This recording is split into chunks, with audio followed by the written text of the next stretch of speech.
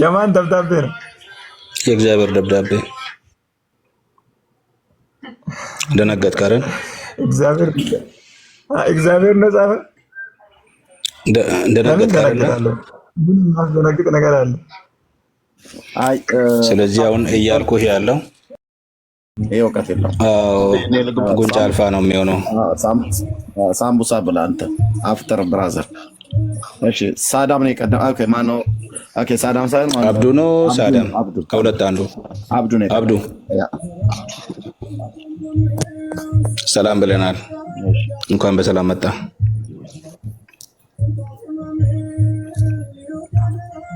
አቤት ድምፅ አለ ከኋላ ድምፅ አለ። ድምፁን አርቀው ወይ ድምፅ ረብሻል።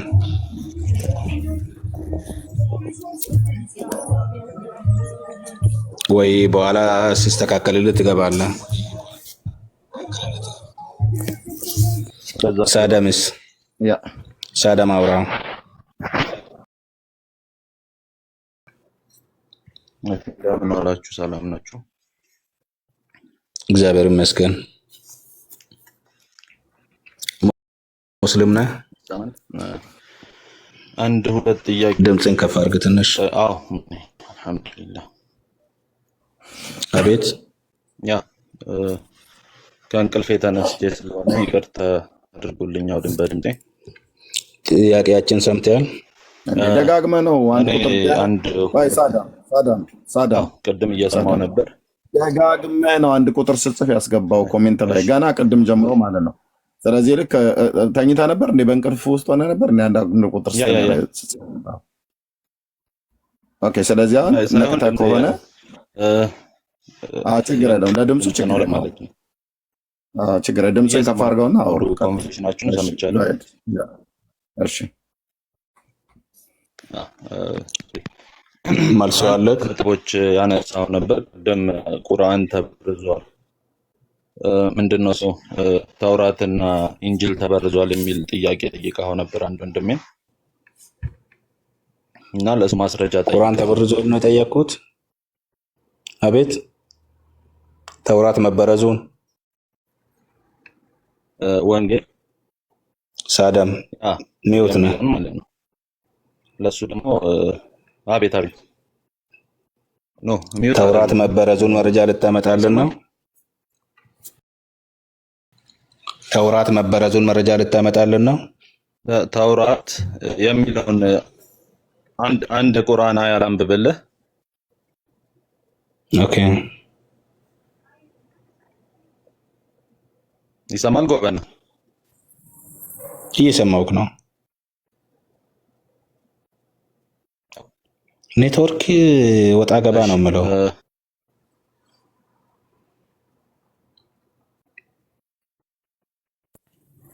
ሰላም ለእናንተ ይሁን። ኮፒ ሊንክ ቢደረግ ቆንጆ ነው ለድምጽ ጥራት። ሳዳም ላስወርደ ነው። እታች ወረድ። ተደበቀህ አንድ አያ ላንብብልህ ብለህ ትላለህ አይደል? እታች ወረድ። አያን የምትፈልገው ክፍል ካለ አይነግረንም? እዚሁ ንገረን። ተደበቀ ስራ ለመስራት ማለት የብርሃን ልጆች ነን። እሺ ሐሳቡን አንስተውም አለ ጳውሎስ ጀግናው አንስተው። በጣም በእውነት ጌታ ኢየሱስ ይባርክ ኡስታዝዬ። በጣም እንደው እኔ ስሰማ ብውል አልጠግብም አልኩ። በቃ እንደዚህ በእውቀት የሚነገር በእግዚአብሔር ጸጋን አብዝቶልህ በወንጌል እውነት በቁርአን እውነት በዛ ቤት ውስጥ እግዚአብሔር ሲያሳድጋት በዓላማ ነውና ስላንተም ስለሌሎችም ወገኖች ማለት ነው ብዙዎች ከታች እየጻፉ ያለውና እግዚአብሔር ይባረክ። ያውም ደግሞ በቋንቋው ጭምር ራሱ በአረብኛውም ጭምር ግራ ቀኝ የማያስብል በእውነተኛ በቃ በእውነት በጣም በቃ አይኔ ፍጥጥ ብሎ ነው እኮ የምሰማው። ተባረክልኝ፣ እግዚአብሔር ያክብርልኝ። ጌታ ኢየሱስ ይባርክ። በክርስቶስ ወንድማችን ተወደድክ አገልጋይ ጌታ እግዚአብሔር ዘመንን ይባርክ። አሜን አሜን። ስለአንተም ስለሌሎችም ወንድሞች። እሺ ሳዳም ተደብቀህ ነበር የምታነበው? አይሰማንም። በሞባይል ላይ ካነበብ እንዲነበብል የምትፈልገውን ክፍል ካወጣ ንገረኝ፣ እኔ አነብልሃለሁ። ያነብልሃል ወገና ያ ኦኬ። ሱረቱል ማኢዳ ምዕራፍ 5 ማለት ነው ቁጥር 66 አንብብል። 66 ተውራት ተበርዟል የመለንን 66 ولو أنهم أقاموا التوراة والإنجيل وما أنزل إليهم من ربهم لأكلوا من فوقهم ومن تحت أرجلهم منهم أمة مقتصدة وكثير منهم ساء ما يعملون. عندهم የበለጠውን አሳፋሪ ያመጣ እነርሱም ተውራትንና እንጂልን ከጌታቸው ወደ እነሱ የተወረደውን መጽሐፍ ባቋቋሙ ወይንም በሰሩበት ኖሮ ከበላያቸውና ከእግሮቻቸው ስር በተመገቡ ነበር። ከነሱ ውስጥ ሰዎቹ ነው በመጽሐፉ ያልተዳደሩት እያለ ነው ያለው ወይንስ መጽሐፉ ነው የተበረዘው እያለ ነው ያለው? እንዴት ነው ልጅ ያሬድ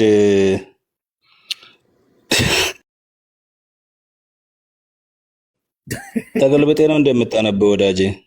እሺ እታች ወረዳ አሁንም ሪፖርት እያደረጋል። እታች ወረድ ኤርሚ እነሱ ኤርሚ በመጽሐፍ ቅዱሱ በትክክለኛ መንገዱ ቢተዳደርበት ኖሮ ከበላዩም ሲሳይ ዘንቦለት ከምድርም በረከት ፈልቆለት በሰላም ይኖራል ማለት መጽሐፉ ተበርዘዋል ማለት ነው። ያ ነው እኛ ብዙውን ጊዜ የምናስተምርበትን ጥቅስ ይሰጠኛል እንዴ? እነርሱም ተውራትንና እንጂልን አለ ከጌታቸውም ወደ እነሱ የተወረደውን መጽሐፍ በሰሩበት ኖሮ ከበላያቸውና ከእግሮቻቸው ስር በተመገቡ ነበር። ዘዳግም 28ን እዚህ ጋር ማንበብ እንችላለን። እሺ ብትሉ ብትታዘዙ በረከትን ትበላላችሁ፣ እምቢ ብትሉ ብታመፁ ብሎ በረከትና መርገምን ከፋፍሎ ያስቀመጠበትን ዘዳግም 28ን እዚህ ጋር እናስገባለን። ሰዎቹ በመጽሐፉ አልተዳደሩም፣ መጽሐፉ ግን በትክክለኛ ቦታው ነው ያለው። ይሄንን ተበርዟል ብሎ ያመጣልኛል? እውነትም ወይኔ ተገልብጣችሁ አንብቡ። ተገልብጦ ነው ዳጊ ስራ ቦታ ነው እንዴ? ዳጊሻ ዛሬ አይ ቲንክ ስራ ወይ ተኝተው ሊሆን ይችላል። ስራ እንኳን ከሆነ ይገባል። ያለፈው ጌታ ባንተ ነው ያለፈው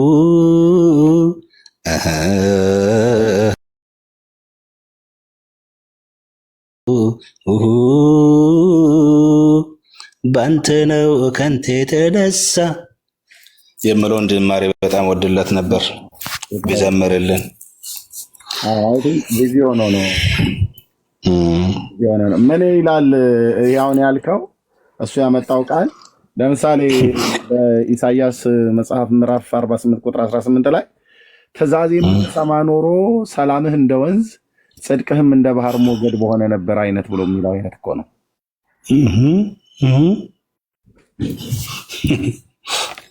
እንደዛ ብሎ የሚለውን ነው ቁርአን ተበረዘ ብሎ የሚለው ስላልታዘዙት ነው።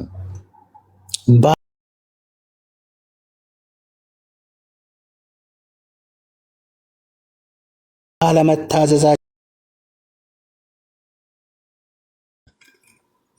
እነሱ ግን በሰሩበት ኖሮ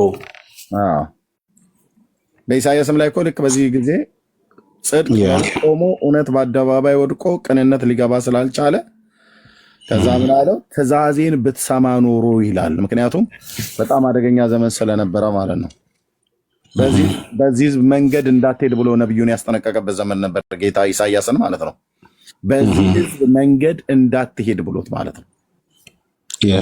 ምክንያቱም ሰማይና ምድር እንደሚማነው መንገዳቸው ከመንገዴ ሐሳባቸው ከሐሳቤ ሰማይ ከምድር ከፍ እንደሚል ነው ብሎ ያለበት ዘመን ስለነበር ባሪያውን ተዛረው። ስለዚህ ሰላም ከእስራኤል ጠፋ እና ስብራት ሆነ፣ ጦርነት ሆነ፣ የተለያየ ነገር ሲሆን ከዛ ምን ያለው በኢሳይያስ ትእዛዜን ብትሰማ ኖሮ እስራኤል ትእዛዜን ስላልሰማኔ ሁሉ መዓት የመጣብህ እያለው ነው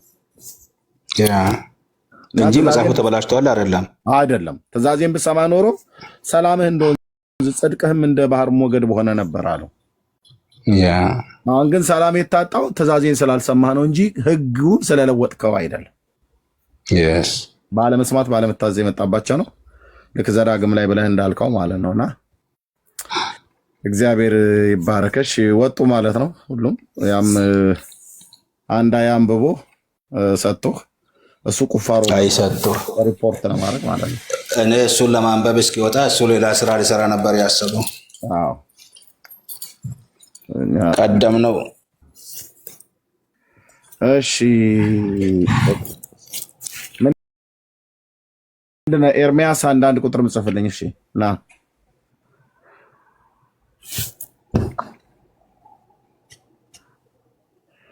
ኦኬ ጊዮናዊት እሺ ጊዮናዊት እንዴት ነሽ? ሰላም ነው። እንዴት ናችሁ? እግዚአብሔር ይመስገን ሰላም አለን። እኔ የምለው አንድ ጥያቄ ብቻ ለመናገር ነበረ። እኔ ያው ኦርቶዶክስ መስላችሁኝ ነበር እስካሁን ታፕ ኮፒ ሊንክ ሳረግ የነበረው ማለት ነው። አልከሰርሽም እና አሁን ሙስሊምም ሆነ እናንተም ሆናችሁ ተመሳሳይ ናችሁ በእኛ ታውቃለህ አይደለ? እናንተም ማርያምን የካዳችሁ ናችሁ፣ እነሱም ደግሞ ጣዖት አምላኪ ናቸው። ስለዚህ እናንተም ደግሞ መስተካከል አለባችሁ። ማስተካከል ሳይሆን መጀመሪያ ራስህን አስተካከል። ስለ ማርያም መጀመሪያ ወቅ፣ ከዛ በኋላ ነው ወደ ስብከት መግባት ያለብህ፣ ለማስረዳት መሄድ ያለብህ። ገባ? ማርያምን ጠልተህ ልጇን ወደህ አይሆንም። እህትዬ ምን እንወቅ? ነገርኩህ፣ የምነግርህ ማርያምን ጠልተህ ልጇን ወደህ ይኸውልህ፣ ልጇን ወደህ አይሆንም። ስታስተምር ማርያምንም አብረህ እየሰበክ እያስተማርክ ሌላኛይቱ ሼካ መጣችብን። ምን እንወቅ?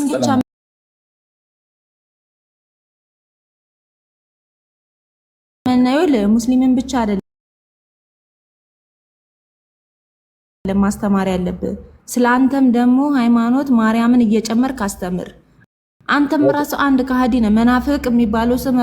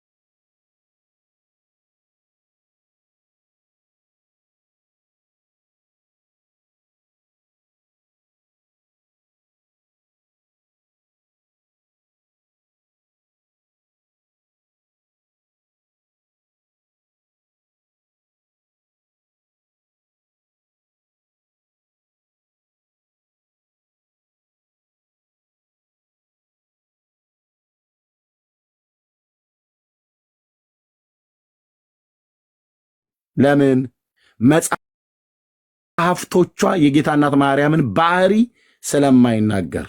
ታዲያ የጌታችንን እናት የኢየሱስ ክርስቶስን እናት እስራኤላዊቷን እናትና እስራኤላዊቷን እህታችንን እንወዳታለን። በክርስቶስ ኢየሱስ እናታችን ናት።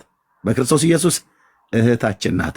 አይሁዳዊቷ እስራኤላዊቷ ማርያም፣ የኦርቶዶክሳት ማርያም ይሄ የማያድግ ጭባ ልጅ አዝላ ወይ አቅፋ ቁጭ ያለችዋን አንወዳትም።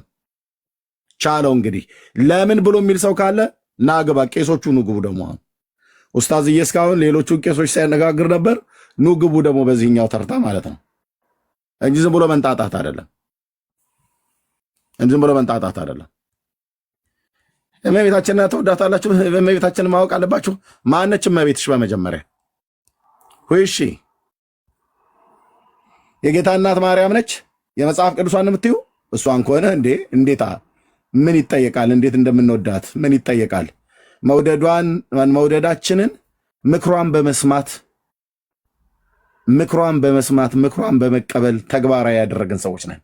ደሞም ብላ መከረቻችሁ እናንተን ብላ ካልሽን በገሊላ ቃና በሰርግ ቤት ቁጭ ብላ ሳለች በዛ ሰርግ ቤት ለነበረው ትውልድ ብቻ ሳይሆን ከዛም በኋላ ለተነሳው አሁንም ላለው ከዚህም በኋላ ለሚመጣው የሕያው እግዚአብሔርን ቃል ለሚያምን ቅዱሱን መጽሐፍ አንስቶ ለሚያምን ዮሐንስ ወንጌል መጽሐፍ ምዕራፍ 3ን ለሚያነብና ለሚያምን ማለፊያ ምክር የመከረች ድንቅ እናት ናት ያለችን።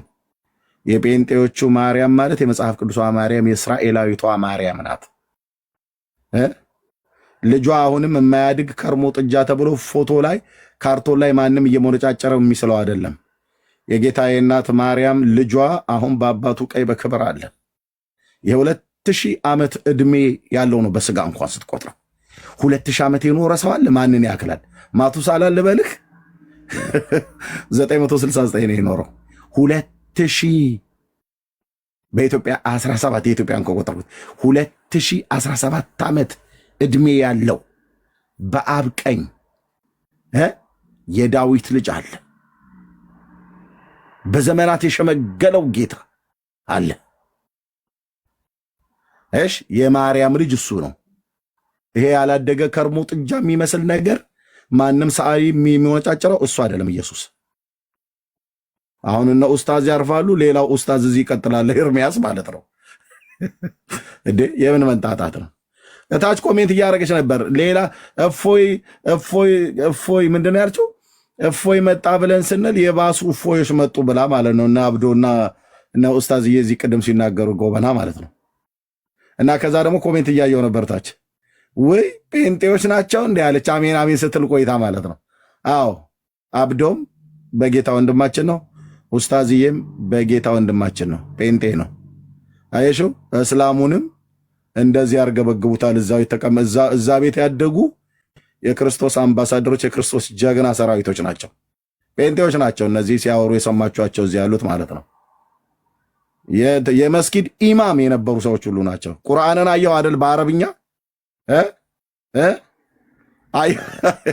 አየው አይደለ? ሼር ሳደርግ ነበር ለካ በከንቱ የደከምኩት አላለችም። እመልስልሻለሁ ሼርሽን አንድ ቀን መጥቼ ማለት ነው። ከዛ መታ ደግሞ እኛ ላይ ትጫዋለች። በመጀመሪያ እናንተ ማርያምን ክዳችሁ ምናምን ነገር ምን ብለን ነው ማርያምን የካርናት? የጌታ እናት አይደለችም ብሎ ያለ ሰው አለ እንዴ? ታማልዳለች ነው ብላችሁ የምትሉት? በእንፉቀቃችሁ የዘመናችሁ ቁጥር እስኪያልቅ ድረስ ማርያም ታማልዳለች ብሎ የሚል የመጽሐፍ ቅዱስ ክፍል አንድ ኦርቶዶክስ አያሳየንም። ያሳየኝ ቀን እኔ ኦርቶዶክስ ሆናለሁ ብዬ እኮ ቃል ገብቻለሁ። ተፈለገ ታጣ መጽሐፉ ላይ የለ። ኬታ አባታችን እናምጣላችሁ እስቲ እንደምንም እና አባ ገብረ ኪዳን ጠይቋቸውና አስገብተው ቢጽፉት የሮሜ መልክ መጽሐፍ ምዕራፍ 8 ላይ ያለውን ሰርዘ የኢየሱስን አማላጅነት ከሚቀይሩ የማርያምን አማላጅነት የሆነ ቦታ ላይ ቢከቱት የሆነ ቦታ ቢፈልጉ አይመስላችሁ? ምክንያቱም ተጠይቃችሁ የማርያምን አማላጅነት የምታሳዩት ምንም መረጃ የላችሁ። እንደምንም ቄሶቹ ነገሯቸው ነው ይጨምሩት። እሱ ነው የሚሻለው። ምን ብለን እንመናት? የማርያምን እናት እናቱ ናት። በቃ ማን የጌታን እናት እናቱ ናት። በጽይት ሴት ነች።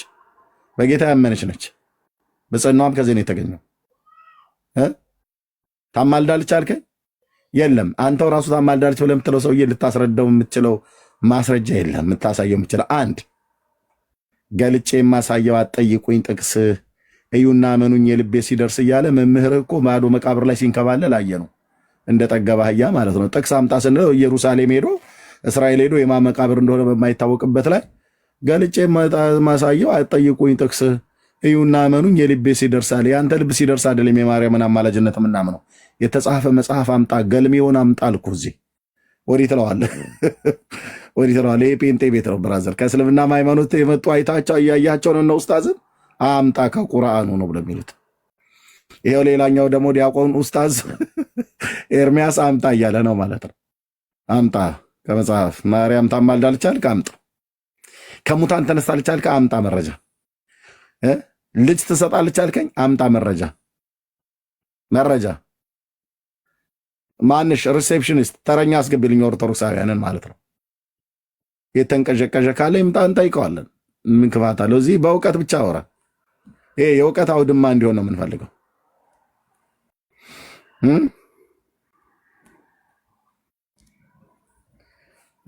አቦዘነች ሁለተኛ እንዳይለመድሽ የቅድሟ እህት ማለት ነው። ሁለተኛ እግዚአብሔር ይስጥልን ነው የሚባለው። እንደሚያንስ የአንድ አባት ልጆች አይደሉ? አንዱ ሲጠቃ እኮ አንዱ ይከፋዋል። ይደጋገፋሉ። ይሄ የፋርስ አለቃና የግሪክ አለቃ ነው እንዴ ነገሩ? እንዴት ነው? እኔ ከሄድኩ በኋላ የፋርስ አለቃ ይመጣል ያለው ገብርኤል ትዝ አለኝ። ለዳንኤል ማለት ነው መልአኩ ገብርኤል በባቢሎን አውራጃ ላይ እኔ ከዚህ ከአንተ ጋር ከሄድኩ በኋላ ከዋነኞቹ አንዱ ሊረዳ የመጣ እሱንም በአየር ላይ ተውኩት፣ በዛ የፋርስ መንግስት ጋር ተውኩት። እኔ ከሄድኩ በኋላ የግሪክ አለቃ ይመጣል አለ። ኡስታዙ ሲወጣ ብቅ አለችልህ የግሪካው አለቃ ማለት ነው። ሁለተኛ እንዳይለመደሽ ለማለት ነው። እሺ ቴንክ ዩ። እሺ መዘነ ያ ሰላም ናችሁ? ኤርሚ እግዚአብሔር ይመስገን። ከየት ቤተ እምነት ነው? እግዚአብሔር ይመስገን። ጴንጤ ነኝ። እሺ እታችሁን ወንድምዬ እታችሁን። አሁን እኛ ኦርቶዶክሳውያን እንፈልግ። እሺ ኤርሚያስ ሰላም ነው? ኤርሚያስ አንዳንድ ቁጥር ስጽፍን ያስገባው ኤርሚያስ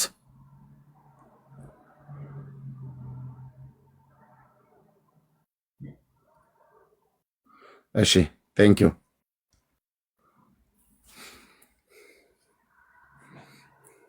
ሳዳም ቀደም ስለተደበክ ነው ያስወጣው። አሁን የምትደበቅ ከሆነ ብሎክ አደርጋለሁ።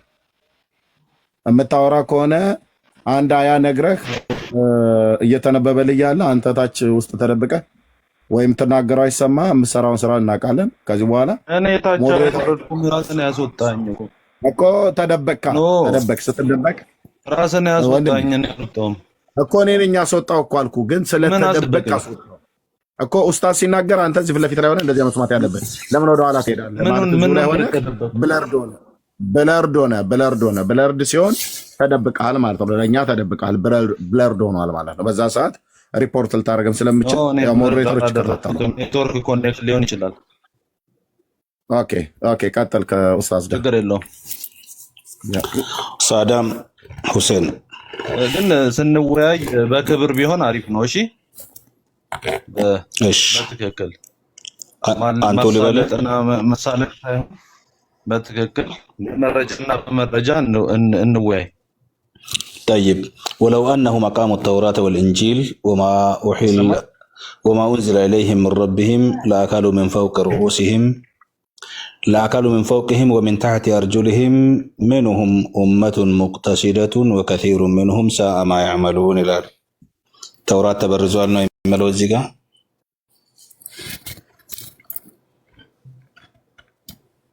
ሳዳም ያው እነሱ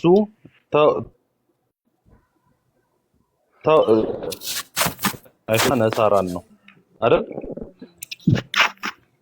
ነው ጥያቄያችን ምን ነበር? አይሁዶች ነው ጥያቄያችን ምን ነበር? አንዴ ለመለስልህ ጠየቀኝ አይደል?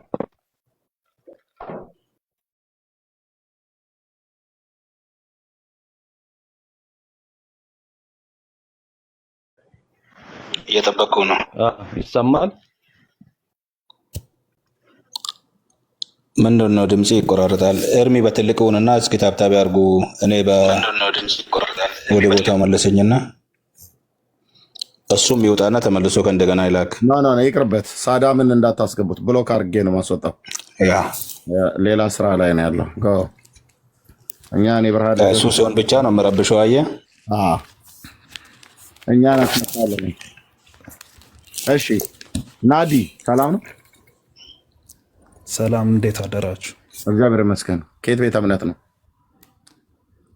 እኔ ሙስሊም ነኝ እና ጥያቄ ለመጠየቅ ነበር። እንኳን ደህና መጣ። ጥያቄ አለን በእንትና ተጠይቃለህ፣ መብት ነው ለመጠየቅም ትችላለህ። ግን ጥያቄ ለመጠየቅ ነው የገባሁት።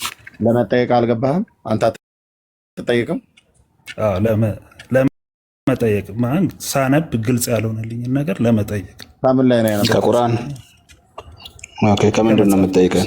ከምንድን ነው የምትጠይቀን? እኛ ከመጽሐፍ ቅዱስ እየጠየቀኝ ያለ ነው ከቁርአን ነውና፣ ከቁርአን ነው እኛ ዛሬ።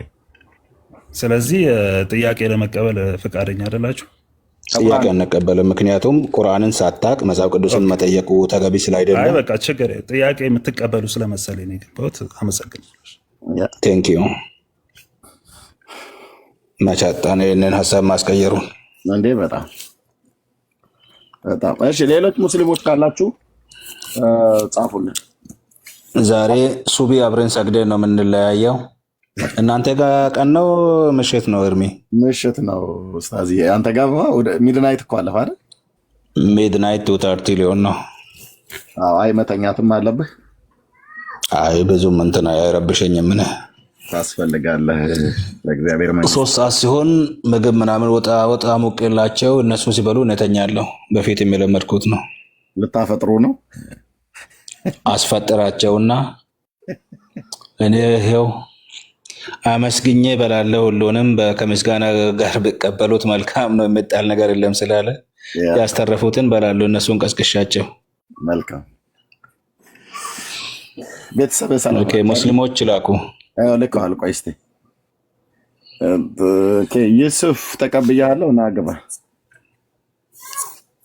ኦኬ፣ እዚህ ገስት ላይ ያላችሁ ውረዱ።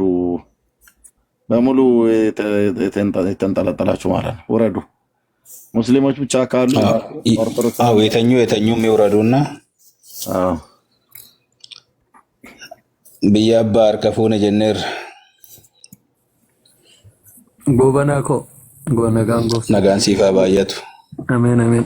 ኤርሚ ሰላም ይብዛላችሁ። ዳኒ ጌታ ሰላም ይብዛላችሁ። ጌታ ኢየሱስ የተባረከ ይሁን። ታች ያሉ ሰዎች ኮፒ ሊንክ ቢያደርጉ እስካሁን ድረስ ኮፒ ሊንክ 50 ሺህ እንኳን አልገባም። ሁላችንም እስቲ ኮፒ ሊንክ እናድርገው። ሪፖርት አለው። ኮፒ ሊንክ እናድርገው ሁላችንም። ጌታ ኢየሱስ ይባርክ። ተባረክልኝ ጎበኔ። እሺ አባዬ ብሩኩን። እሺ ማልኮም። እሺ ወገናችን ማልኮም ነው። አቤት አቤት፣ እንዴት ናችሁ? አይ የሆነ ጥቆማ ልሰጥህ ፈልጌ ነው። ተናገሩነት ነው ኤርሚያስ። ቅድም ቄዳር ስትል ሰምቻለሁ። ቄዳር ማለት የቁረይሽ ማለት ነው። መካ ላይ የነቢዩ መሐመድ ጎሳ ማለት ነው። እሺ ታች ወረድልኝ። የነቢዩ መሐመድ ጎሳ ተብለህ ብትባል አታመጣም። ሚውት አድርጌው ነበር እኮ ቅድም የገማ መልእክት ምናምን ስድብ ካያቸው የጴንጤዎች ናቸው እያለ ስጽፍ ስለነበር ሚውት አድርጌው ነበር። እንዴት ልኮ እንደገባ አላውቅም። እኔ ነኝ ያስገባሁት ስለላከ ቄዳር ነብዩ መሐመድ ነው ብሎ ይላል። አሁን ብጠይቅህ አታውቅም። የቄዳር ልጆች እና ማን እንደሆኑ አሰፋፈራቸው፣ የት አካባቢ እንደሰፈሩ የእውነት እኮ ብዬ የኢስማኤልን የዘር ሀረግ 12ቱንም አባቶችን ያጠናሁትኝ የእስማኤል ልጆች ማለት ነው መጽሐፍ ቅዱስ ላይ ስለሚናገር እና ብጠየቅ እንዴት አድርጎ ከቆሬሽ ነገድ የወጣው መሐመድ ማን ነው የቄዳር ዘር እንደሆነ አሳይ ተብሎ እንኳን ቢባል እንደው ከሆነ ማለት ነው አሳይ ተብሎ እንኳን ቢባል አያሳይም። ቄሶቹም አይመልሱም እንኳን እሱ። እሺ ማሂ ሰላም። ማሂ ሰላም ሜድ ቤት እንዴት ናችሁ? እግዚአብሔር ይመስገን። የት ቤተ እምነት ነው? እድሜ እኔ የወንጌል አማኝ ነኝ። ብዙም ጊዜ ከሙስሊም ወገኖች ጋር እንትኖችን ስለማደርግ ይገባሉ። ያኔ እኔ እዚህ ወላይ ላይ ካለውኝ ምናልባት እንትን ብለው ከመጡ ለማውራት ያህል ነው። ለሆነ ጋርም በመተባበር ነው። ኦኬ ይከታተሉሻል። አንቺ ትከፍቻለሽ ቤት? ቤት አልከፍትም፣ ግን እነሱ ቤት በመግባት ጥያቄ እንጠያየቃለን። እንዲሁም ደግሞ ከኦርቶዶክስ ወገኖች ጋር ምናምን አንድ ላይ ገስት በመክፈት እናወራቸዋለን ከነማሜ ጋር ምናምን። እሺ መልካም ኦኬ። ወገኖች እስካሁን 1 ሚሊዮን አልገባም። 900 ሰው አለ። ኦልሞስት ወደ 1000 ሰው ነበር ይከታተል የነበረው ቅድም።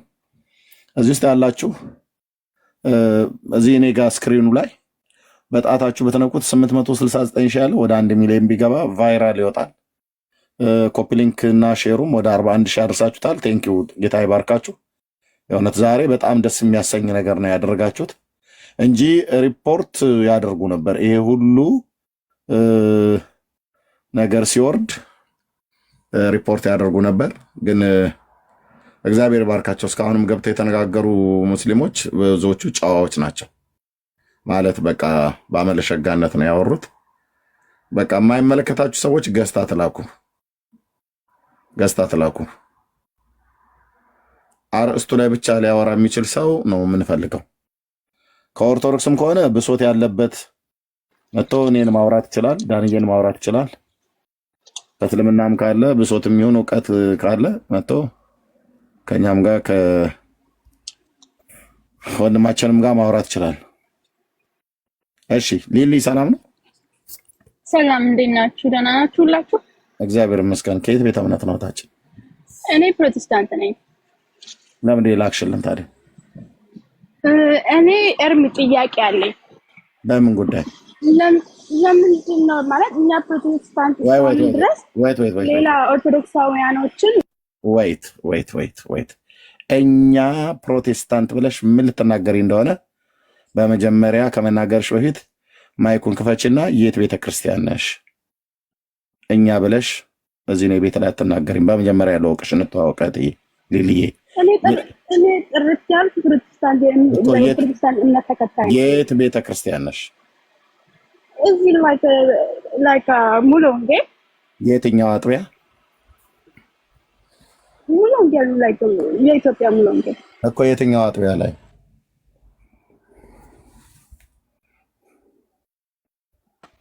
አጥቢያሽ የት ነው?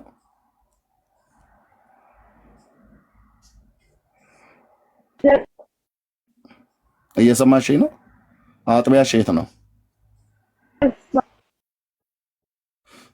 ሙሉ ወንጌል አጥቢያሽ የት ነው? ሙሉ ወንጌል የሚባል ዝም ብሎ ሙሉ ወንጌል አይደለም፣ ደምሳሳው አጥቢያ አለው። አጥቢያ የትኛው አጥቢያ ነሽ? ኤርሚዬ ሙሉ ወንጌል ብቻ አላለችም። ባይዘው ወይ ላይክ ሙሉ ወንጌል ነው ያለችው። ኖ አይ እሱን አላውቅም። ስለዚህ እታችሁ ረጂ ማነሽ? ወይዘሮ ጥደው ዘለል እኔ ጋር መተሽ ሙሉ ወንጌል አትበኝ። ሙሉ ወንጌል የኛ ናት። ስለዚህ አጥቢያ አለ። በአጥቢያ ውስጥ ፓስተሮች አሉ። ስለዚህ አጥቢያሽን መናገር አለበሽ ማለት ነው። ላይክ ሙሉ ወንጌል ነው አይደል ያለችው?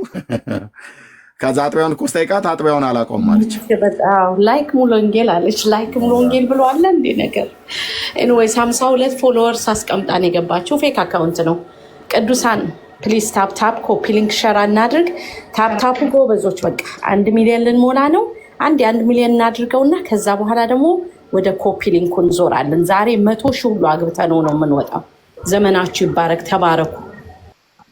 ተባረክ። ጸጋ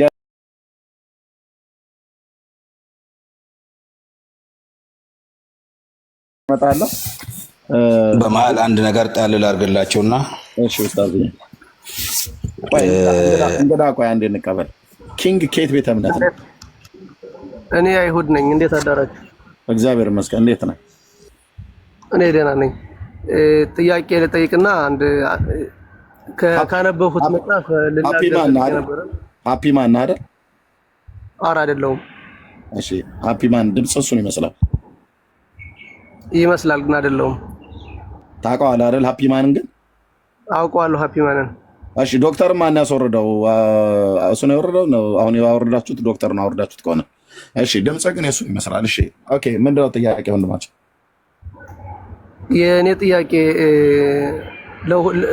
አሁን ለወንድማችን ስለ እስልምና እምነት ተከታይ ነበር፣ ግን ወደ ክርስቲያን ገብቷል፣ ወደ ጴንጤነት ማለት ነው እሱ።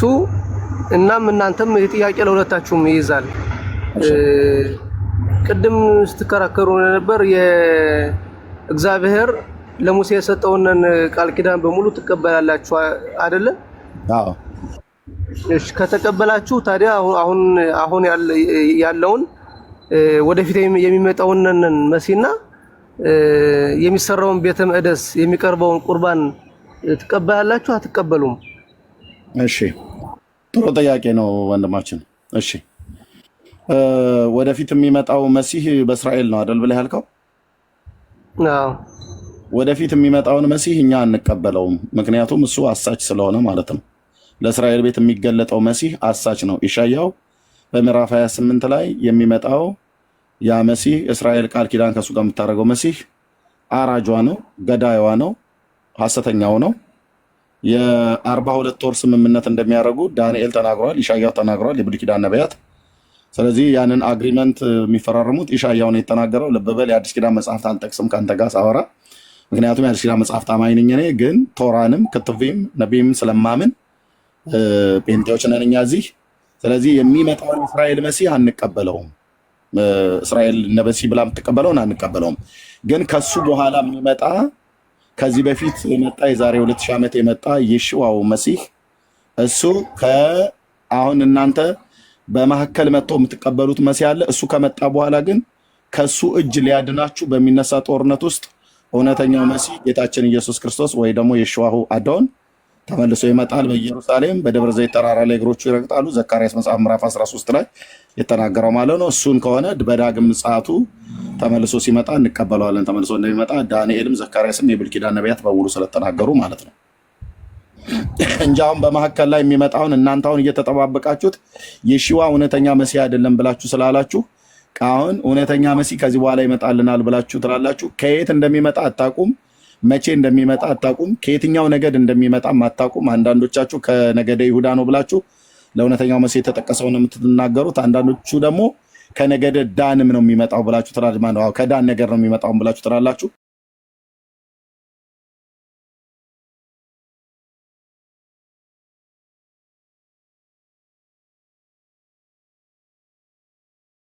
ሲኦል ነው ብሎታል። ከሞት ጋር ያደረጋችሁት ቃል ኪዳን ይፈርሳል። ከሲኦል ጋር የተማማላችሁት መሐላ አይጸናም። በአለፈ ጊዜ በመቅሰፍቱ ተጠራረጉበታላችሁ ብሎ የሚል በእስራኤል ቤት ላይ የተነገረ ትንቢት አለ። እሱን መሲህ ከሆነ አንቀበለውም። ለምን? አሳች ነው። ራሱ እኔ አምላክ ነኝ ብሎ ነው በኋላ ከእስራኤል ጋር በ42ኛው ወር ላይ ከእስራኤል ሕዝብና ከንጉሷ ጋር መሲህ ነኝ እኔ ራሴ ያህዌ ነኝ ብሎ ይላችኋል። ከዛስ እናንተው ራሱ አትቀበሉትም፣ ቃል ኪዳናችሁ ይፈርሳል። ኢሳይያው 28 ላይ ነው የተናገረው ይሄ ቃል። ከፈለክ አንብቤዋለሁ። ከዚህ በፊት አንብበውም ብለኛ በደንብ አንብቤዋለሁ። ግን ተረዳው ኪንግዬ። ታዲያ ይህንን በኢሳይያው 28 ላይ ያለውን ተረዳው ታዲያ? ለምን ቃል ኪዳኑን በመጀመሪያ እስራኤል ለምን ቃል ኪዳን ታደርጋለች? በኋላ ለምን ቃል ኪዳኑ ይፈርሳል? ይሄ ለኔም ጥያቄ ስለሆነብኛል። እሱ ገዳዩ ነው ወንድሜ። እንግዲያው ከመጣህ ልንገርህ፣ የሺዋሁ አዶን ብለህ ጌታ ኢየሱስ ክርስቶስን ተቀበለው። እውነተኛው የእስራኤል መሲህ የዛሬ 2000 ዓመት የመጣው በቤተልሔም ኤፍራታ ሚኪያስ መጽሐፍ ምዕራፍ 5 ቁጥር 2 ላይ እንደተናገረው ከነገደ ይሁዳ ከዳዊት ቤት ሞሼ እንደተናገረለት፣ ኤርሚያው እንደተናገረ፣ ኢሳይያው እንደተናገረ፣ ዘካርያስ፣ ሌሎች የብሉይ ኪዳን ነቢያት ዳንኤል የሚመጣበትን ዘመን ሱባኤ ቆጥሮ 62 7ቱን ሱባኤ ታውቀዋለህ። እሱን ሱባኤ በሚፈጸምበት ሰዓት ላይ የኢየሩሳሌም ቅጥር መሰራትና የከተማይቱ መገንባት እንዲሁም ቤተ መቅደሱ ከተሰራ በኋላ መሲሁ ይገደላል ብሎ ዳንኤል ተናግሯል። የእስራኤል መሲህ የሚገደል መሲህ ነው።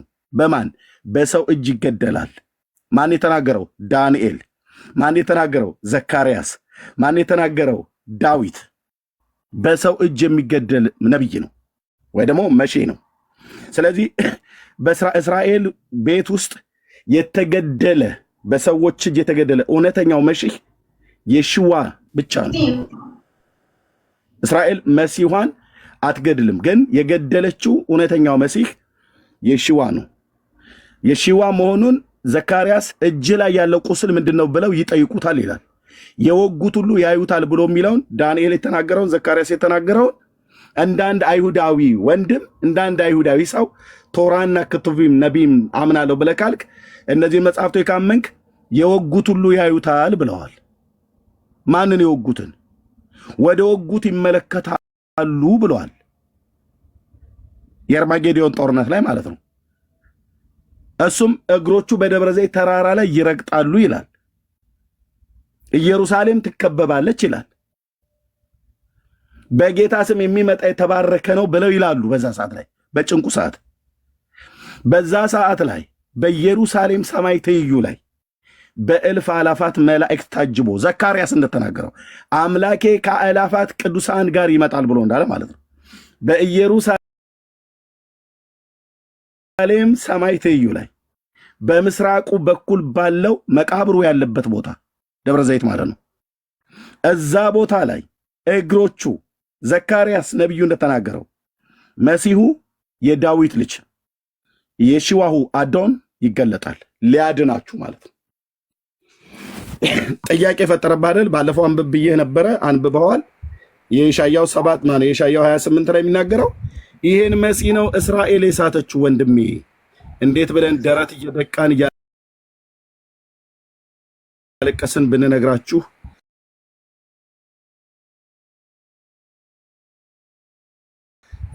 እንደምትረዱት ባናቅም ግን አምላክ እግዚአብሔር ነው የቃሉ ፍቺ የሚገልጠው። ወንድሜ ከጠየቀኝ አይቀር ኢሳያው 28 ላይ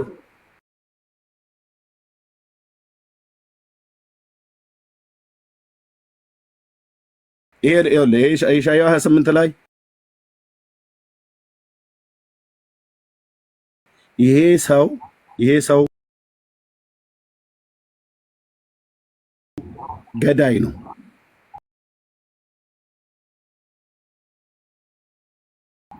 ገዳይ ነው። ኦኬ እኔ ደግሞ አንድ ጥያቄ ተጠይቀኛለህ። ይሄ ልንገርህ ገዳይ ነው። ይሄ ጥያቄ ሆነብህ ይሄ መሲህ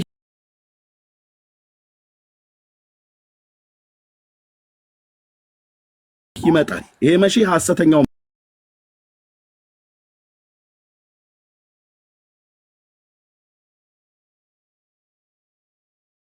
መሲህ ነው።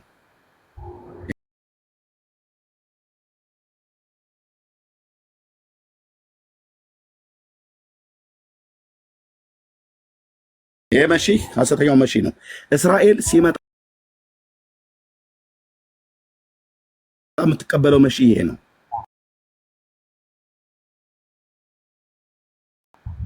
ሎክ ከዚህ በፊት የመጣውን የሽዋን አልተቀበለችም፣ ይሄን ግን ተቀበሉታለች። እንደዚህ ይላል። ስለዚህ በኢየሩሳሌም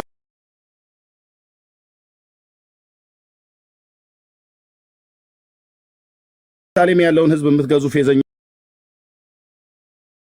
ሆይ የእግዚአብሔርን ቃል ስሙ ይላል ኢሳይያስ። እናንተ ከሞት ጋር ቃል ኪዳን አድርገናል። ይሄ ነው አግሪመንቱ፣ ስምምነቱ። ከሲኦል ጋር ተማምለናል። ሐሰትን መሸሸጊያችን አድርገናል።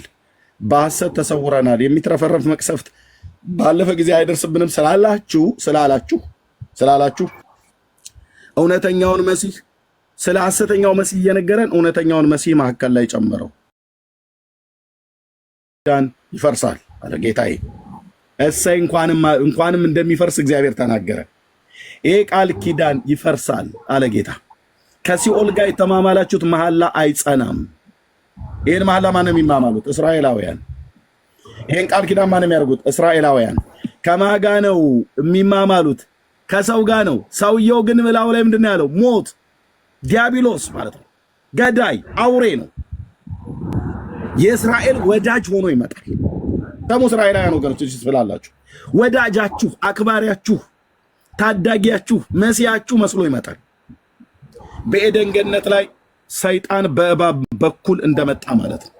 ወዳጇ ከእግዚአብሔር ይልቅ ለአዳምና ለሔዋን ወዳጅ መስሎ ይመስልሻል? እንደው ይህን ነገር በዚህ በኤደን ገነት ያለውን ጌታ አትብሉ ብሎ ማለቱ እውነታውን ይመስልሻል? አይ በምትበሉ ሞትን ትሞታላችሁ ብሎናል ብላ ስትለው ይመስልሻል? እኔ ግን አይመስለኝም። ብትበሉት ግን እንደሱ እንደምትሆኑ ስለሚያውቅ ነው። እና በዘመንኛው አማርኛ ነቅ የሆኑበት እያላት ነው። ሔዋንን ማእባብ ንቁበት፣ ከበላችሁ ዛፍ በልቶ አምላክ ትሆናላችሁ ብሎ ነገራት። ወዳጅ መስሎ ነው የመጣው። ወዳጇ ገዳይ መሰላት ሔዋን። ገዳይዋ ግን ወዳጅ መስሎ እባብ መጣ ጣላት። እስራኤልም ልክ እንደዛ ነው የምትሆነው። ወዳጇ መጣ ገዳይዋ መስሏት ገደለችው። የሺዋን ወዳጇ ማለት ነው። ወዳጇን ገዳይ መስሎት ፋሲካቸውን እየበሉ የፋሲካን በግ እየበሉ ለአሕዛብ አሳልፈው ሰጡት፣ ለሮማውያን። ሁሌ እናገራለሁ፣ እስራኤል አሁን እንኳን ከጋዛ ውስጥ የተማረኩባትን ለማስለቀቅ ስንት እስረኛ ፈታች? አንድን ሰው ለመልቀቅ ማለት ነው። ጊላት ሻሊት የተባለውን ያን ታንከኛ ለማስለቀቅ 1000 ፍልስጤማውያን ነው የፈታችው። ለወገኗ ለህዝቧ ይህን አልታስባለች እስራኤል። በየሽዋ ዘመን ግን የራሳቸው ወንድሞቼ ናቶቼ ፍልስጤማዊ ዝርያ የለበት፣ አረባዊ ዝርያ የለበት፣ ግብፃዊ ዝርያ የለበት ንጹህ አይሁዳዊ ሰው ነበር ጌታ በሰውነቱ እና ለአሕዛብ ለሮማውያን አሳልፈው ሰጡት። እነሱ የፋሲካ በጋቸውን እየበሉ ከመራራ ቅጠል ጋር የፋሲካውን ቂጣ እየበሉ የራሳቸው ልጅ አሰቃይተው ለሚገድሉት አሳልፈው ሰጡ። ወዳጃቸውን አዳኛቸውን ገዳይ ነው ብለው ሌባ ነው ብለው ወንበዴ ነው ብለው በወንበዴዎች መካከል ተላልፎ እንዲገደል ፖለቲካዊ ሴራ ሰርተው ከሮማውያን ጋር ተመሳጥረው አሳልፈው ገደሉት። ወዳጅ ተገደለ፣ አዳኝ ተገደለ። ከዛስ አሁን ገዳይ ግን ሞት መቶ ቃል ኪዳን ያደርግልሃል። ያው ገዳይ ምን ይላል? እናንተ ከሞት ጋር ቃል ኪዳን አድርገናል። ይሄ ነው ቃል ኪዳን ማለት አግሪመንት ማለት ነው፣ መፈራረም። ከሲኦል ጋር ተማምለናል። ይኸው ላለለይህ እኛ የእስራኤል ሕዝብ እሺ፣ አንተ እውነተኛ መሲያችን እንደሆንክ እሺ እናምናለን፣ እንከተላለን፣ በቃ እንገዛላለን። እሺ እሱም ደግሞ እኔም ልክ እንደዚሁ ትሆኑኛላችሁ ብሎ 42 ወር 3 ዓመት ከ6 ወር አብረው ይሰነብታሉ በጫጉላ። ከ42 ወር በኋላ ጥርሱን ማግጠጥ ይጀምራል። በሚሰራው በሶስተኛው ቤተ መቅደስ ውስጥ እኔ እግዚአብሔር ነኝ ብሎ አዋጅ እየነገረ ያህዌ እኔ ነኝ፣ እያንዳንድህ እስራኤላዊ መተህ ከእግሮቼ ፊት ተደፋ ይልሃል። መስዋዕት የሚያቀርበው ቀዩን ጊደር ሳይሆን አሳማ ነው የሚያቀርብልን። አሳማ እሪያ ያርዳል። ያኔ እስራኤል ኖ ትላለች፣ እምቢ አልገዛም ትላለች። እምብየው አንተ አይደለህም ለካ አሳስተኸኛል ትላለች። እሷ ደግሞ እሱን አልቀበልም በምትልበት ሰዓት ላይ ዓለሙ ሁሉ የሚሰማው ነውና ዓለሙን ሁሉ ይጠራባታል በለዋ ላይ። እላው ላይ ያለው ሰውየው ምንድነው? ሞት ነው። በሞት ላይ ስልጣን ያለው ማን ነው? ዲያብሎስ ነው። ስለዚህ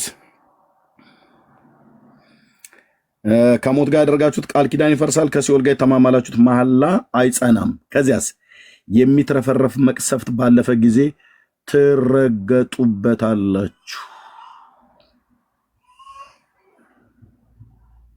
ረገጣው ይጀምራል።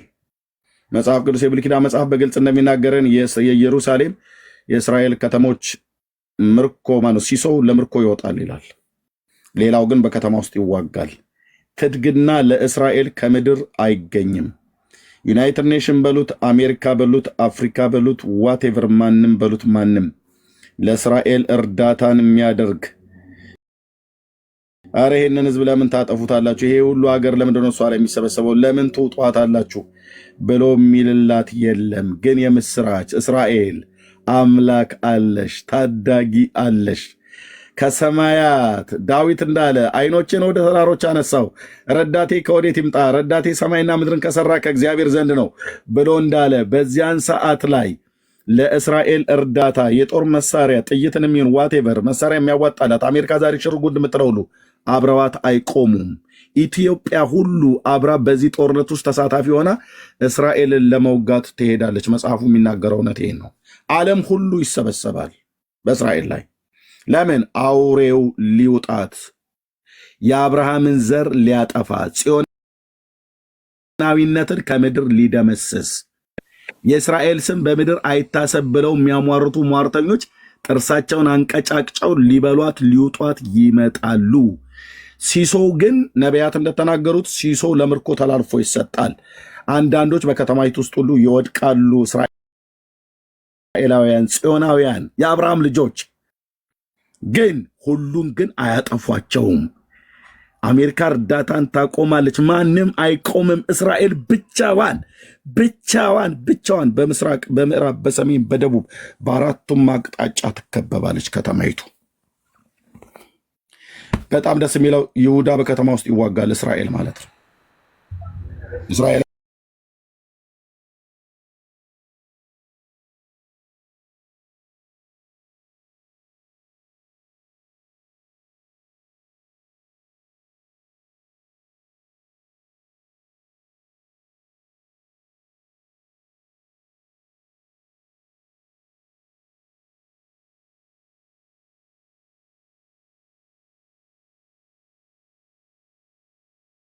የተነገረ ትንቢት ነው። ገና አልተፈጸመም። እነግራቸዋለሁ። ይሄ ስለ ፍልስጤማውያን አይደለም ያወራው። አርማጌዲዮን በዛ በሜጊዶ ሜዳ ላይ የሚደረግ እልቂት ነው።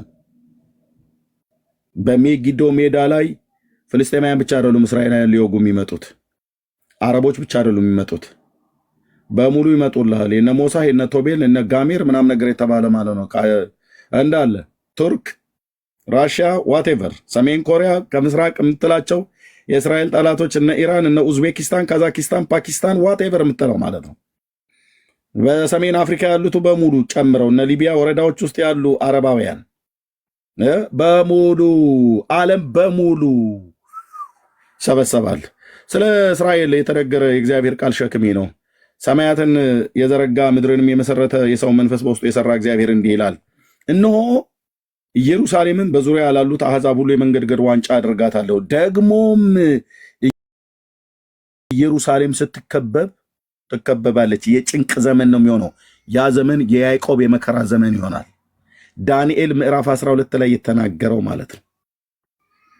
ስትከበብ በይሁዳ ላይ እንዲሆናል። በዚያን ቀን እግዚአብሔር ነው ኢየሩሳሌም ለአሕዛብ ሁሉ ከባድ ድንጋይ አደርጋታለሁ ይላል።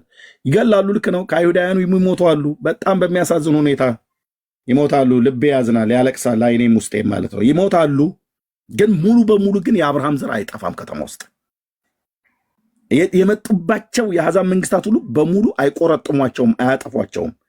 ታዳጊ ይመጣል። ታዳጊውን ላሳየ ነው። አደርጋታለሁ። የሚሸከሟት ሁሉ እጅግ ይቆስላሉ። ግን እሷን ተሸክሞ ከዛ ቦታ ላይ ጽዮናውያንን ተሸክሞ ከኢየሩሳሌም አውጥቶ አሽቀንጥሮ ለመጣል ማለት ነው። በባለፈውም እኮ ብለዋል። ይህን ምልክት እኮ በዩናይትድ ኔሽን በኩል ሁሉ ማለት ነው። በቃ እዚህ ከምንጨቃጨቅ ለምን ለእነሱ ኡጋንዳ ሀገር ወስደን አናሰፍራቸውም ብሏል። ማን ነው የአብርሃምን ዘር ኡጋንዳ ወስዶ የሚያሰፍረው? ማ ጀግና፣ ማ ወንድ፣ ማን ወንድ እኮ ነው እኮ አልኩ። ዩናይትድ ኔሽን በላ አሜሪካ ዋቴቨር ኡጋንዳ ወስዳ አታሰፍረውም። እግዚአብሔር ለባሪያው ለአብርሃም የተናገረው የተስፋ ቃል አለ። ለአንተና ለዘር ለዘላለም ርስት እንዲሆን የከነዓንን ምድር ሰጥቻለሁ ነው ያለው። ሰጥቻለሁ ለአንተና ከአንተም በኋላ ለዘሮች ነው ያለው። ስለዚህ ኡጋንዳ ወስደን እናሰፍር አሉ። እምቢ አለቻ እስራኤል። ከዛ ስለምን ለሁለት ከፍለን ምስራቅ ጀርመንና ምዕራብ ጀርመን ተብሎ እንደተባለው ይህንን በዚህኛው በኩል ምስራቁን ለፍልስጤም የዳዊትን ከተማ አሮጌውን፣ ምዕራቡን ደግሞ የግንቡ አካባቢ በቃ እነዚሁ ጽዮናውያኑ ይስገዱበት ብለው ማን ነው ከፋ ያደረገው? የዩናይትድ ኔሽንን ኢየሩሳሌምን ማለት ነው። በግንብ አጥረ ይሄ ከዚህ ወዲህ እስራኤላውያን በምዕራቡ በኩል ዌስተርን ግንቡ ጋር እናንተ እዚህ ጋር እንትን በሉ፣ በዚህ ግን የዳዊት ከተማ ኦልድ ሲቲውን አካባቢ ድርሽ እንዳትሉ እስራኤላውያን ብለው ማን ነው ግንብ ገንቢ ያደረገው? ዩናይትድ ኔሽንስ ቢሆን ማንም ቢሆን ማንም የማትከፋፈል የጽዮናውያኑ ከተማ ናት ኢየሩሳሌም። የታላቁ ንጉሥ ከተማ ናት። የመሲሁ ከተማ ናት። ስለዚህ በዚች በኢየሩሳሌም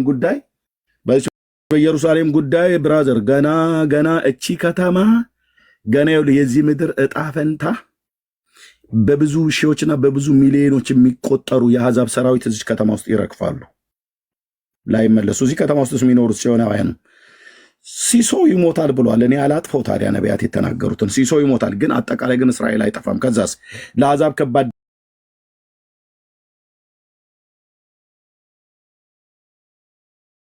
ድንጋይ አደርጋታለሁ ማለት የሆነ ኢየሩሳሌምን ጽዮናውያንን ከዛ ነቅለው የሆነ ቦታ ወስደው ሊያስቀምጡ ሲሉ ልክ አንድ ከባድ ድንጋይ ስትሸከመው ትከርሻህን እንደሚልጥህ እንደዛ የሚሸከሟት ሁሉ እጅግ ይቆስላሉ ይላል። ያው ትልጥሃለች ማለት ነው። በያዘችው ስናይፐር በያዘችው ዋቴቨር መሳሪያ ይልጥሃል ማለት ነው። ሽምቤትም ይሁን ሞሳድ አይዲኤፍኤም ማንም ሴቱም ይሁን ወንዱ ኮማንዶ በጥርስም በመሳሪያም ማለት ነው ይልጥሃል። አስበህ ግባበት ነው። የምድር አሕዛብ ሁሉ በላዋ ላይ ይከማቻሉ። የምድር አሕዛብ በሙሉ ሁሉ ዋት ምንድነው ምክንያቱ? የምድር አሕዛብ ሁሉ ከዛ አውሬ ጋር ከተፈራረመች በኋላ 42ኛ ወር ላይ ሲሆን ቃል ኪዳኗን እምቢ ስትለው ይሰበስብባታል። ዓለምን ሁሉ አንድ አድርጎ የሚገዛው ሰው ነውና ያ ያመጽ ሰው ሞት የተባለው የሻያው የተባለው እስራኤላውያን የአባቶች አምላክ የአብርሃም የይስሐቅ የያዕቆብ አምላክ ዓይኖቻችሁን ይክፈት ይከማቻሉ። በዚያን ቀን ይላል እግዚአብሔር ፈረስን ሁሉ በድንጋጤ ተቀማጩን በብደት እመታለሁ፣ ዓይኖቼን በይሁዳ ላይ ከፍታለሁ። ይሁዳንስ ሊያድነው እስራኤልን ሊያድናት ማን ነው? ዓይኖቼን ከፍታለሁ አላለም? ጌታዬ ለዘላለም ስም ይባረክ። ዓይኖቼን በይሁዳ ላይ ከፍታለሁ እመለከታቸዋለሁ ያለ ነው። የይሁዳም አለቆች በልባቸው በኢየሩሳሌም ለሚኖረው በአምላካቸው በሰራዊት ጌታ በእግዚአብሔር ብርታት አለ ይላሉ። እውነት ነው። ታዳጊያችን የእስራኤል አምላክ ልዑል እግዚአብሔር የያዕቆብ ንጉሥ ብርታት በሱ ዘንድ ነው ያለው። አሁንም በእስራኤል ብርታት እኮ አይደለም፣ እግዚአብሔር ጥበብና ማስተዋልን ስለሰጣቸው ጌታን በበላይነት በአሕዛብ መንግስታት ላይ እንዲሰለጥኑ እንጂ እውነት ክላሻቸውና ስናይፐራቸው ብቻ አይደለም ያዳናቸው፣ እጁ ዛሬም ስላለች ነው ምድሪቱ ላይ ኪዳን። በዚያን ቀን የይሁዳ አለቆች በእንጨት መካከል እንዳለ ትግታግ፣ በነዶዎች መካከል እንዳለ ፋና ነበልባል አደርጋቸዋለሁ አለ። ምን አደርጋቸዋለሁ? በእንጨት መካከል ያለ ትክታግ፣ የእሳት ንዳድ ማለት ነው። የእሳት ንዳድ እንጨት መካከል ወስደህ ብታስቀምጠው ምንድን ነው የሚያደርገው? እንዳለ ነው። ከጥቂት ደቂቃ በኋላ ምሽክ አድርጎ የሚበላው ማለት ነው ነዲዱ። እና የይሁዳን አለቆች እንደዛ ነው ማድረጋቸው። ምን ማለት ነው? የይሁዳን አለቆች የእስራኤልን እዛ ተዋጊ ማለት ነው በአሕዛብ መካከል እንደነደደ እሳት አድርጎ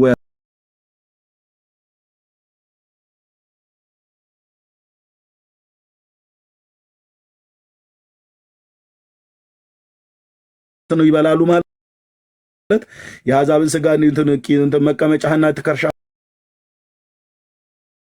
እየቆረጡ ይበላሉ ማለት አይደለም፣ ይገሉሃል ማለት ነው።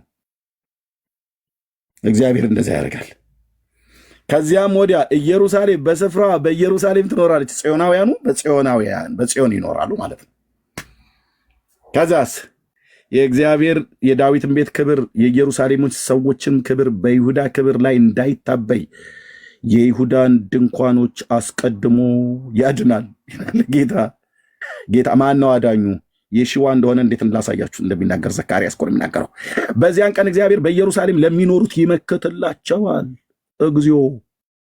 ይሄ ሁሉ አሕዛብ ተሰብስቦ፣ አዎ በዚያን ቀን ለእነርሱ ደካማው እንደ ዳዊት ይሆናል። ደካማ ይሄ ቀሺም ብለህ የምትላት እስራኤላዊ በዚያን ቀን በጦርነት ዳዊት ላይ የነበረ የተዋጊነት መንፈስ እግዚአብሔር ይጨምርባታል። ይሄ ሰው አሁን ይሄ ሰው የመሳሪያ ይዞ ምንም ይሄ የማይረባ ነው ብለህ የምትለው በጣም የተናቀ ቀሺም ነው ብለህ የምትለው ጉልበት የሌለው እስራኤላዊውን እግዚአብሔር የዛን ቀን በዳዊት ላይ የነበረ የጦርነት ስፒሪት መንፈስ እላው ላይ ይጨምርበታል። በእያንዳንዱ እስራኤላዊ ላይ እንደዛ ይሆናል። ከዛስ ደካማው በዚያን ቀን ከእነርሱ መካከል ደካማው እንደ ዳዊት ይሆናል። ዳዊት በአሕዛብ መንግስታት ፊት በሄደበት ቦላ ጌታ ድል ይሰጠው እንደነበረ ለደካማው እስራኤላዊ እንደዛ ያደርገዋል። መሸሽ ነው ብራዘር።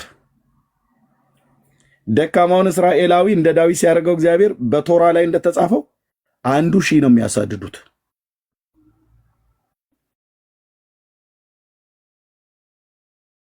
ደካማውን እንደ ዳዊት ሲያደርገው ምንድነው የሚሆነው አትለኝም? በሙሉ የአሕዛብ መንግስታት አሹቅ ነው የሚሆነው። እየዘገኑ መብላት ብቻ እንደሚባለው ማለት ነው። ወይ ደግሞ በእንጨቶች መካከል እንዳለ ትክታግ እሳት ማለት ነው። ይህንን አድራጊው ማን ነው? ጌታ እግዚአብሔር የእስራኤል ቅዱስ።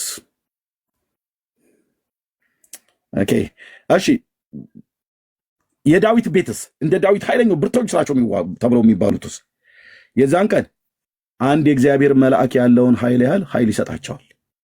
የዳዊት ቤት በፊታቸው እንደ እግዚአብሔር መልአክ እንደ አምላክ ይሆናል። ዋት እንደ ዳዊት ብርቱ የሆነውን እንደ መልአክ ያደርገዋል ጌታ። አንድ መልአክ ስንት ነው የሚገለው?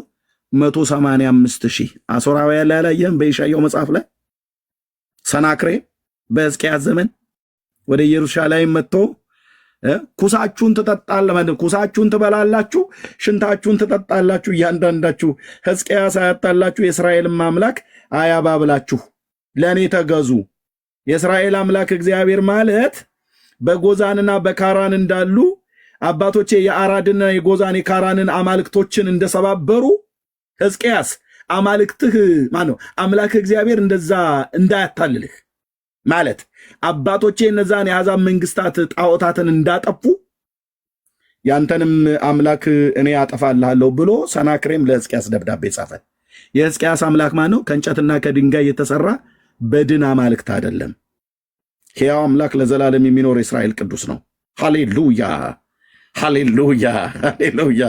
እና ምን አለ ሰናክሬም በትዕቢቱ ሲጽፍ ታላቁ የአሦር ንጉሥ የተፈራው እንዲህ ይላል፣ ይድረስ ለሰናክሬም ለይሁዳ ንጉሥ እና ለእስራኤላውያን በኢየሩሳሌም ለምትኖሩ ለይሁዳ ቤት የሚሆን ለማናችሁም ይኸውላችሁ እመጣለሁ፣ በኢየሩሳሌም ቅጥር ላይ ከብቤ አስጨንቃችኋለሁ፣ የምትበሉት አጥታችሁ ኩሳችሁንና ሽንታችሁን እንድትጠጡ ነው የማደርጋችሁ።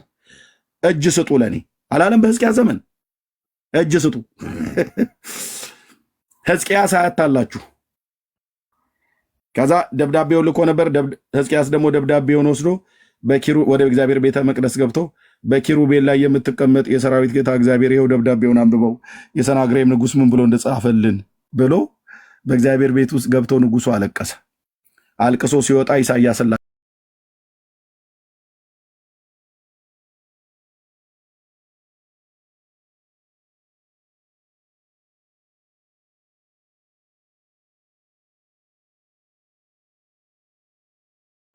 በአፍንጫ ውስጥ ጨምሬ ስናጋ ማለት እንዲቆልፍ ያለች ብረት ነገር ናት።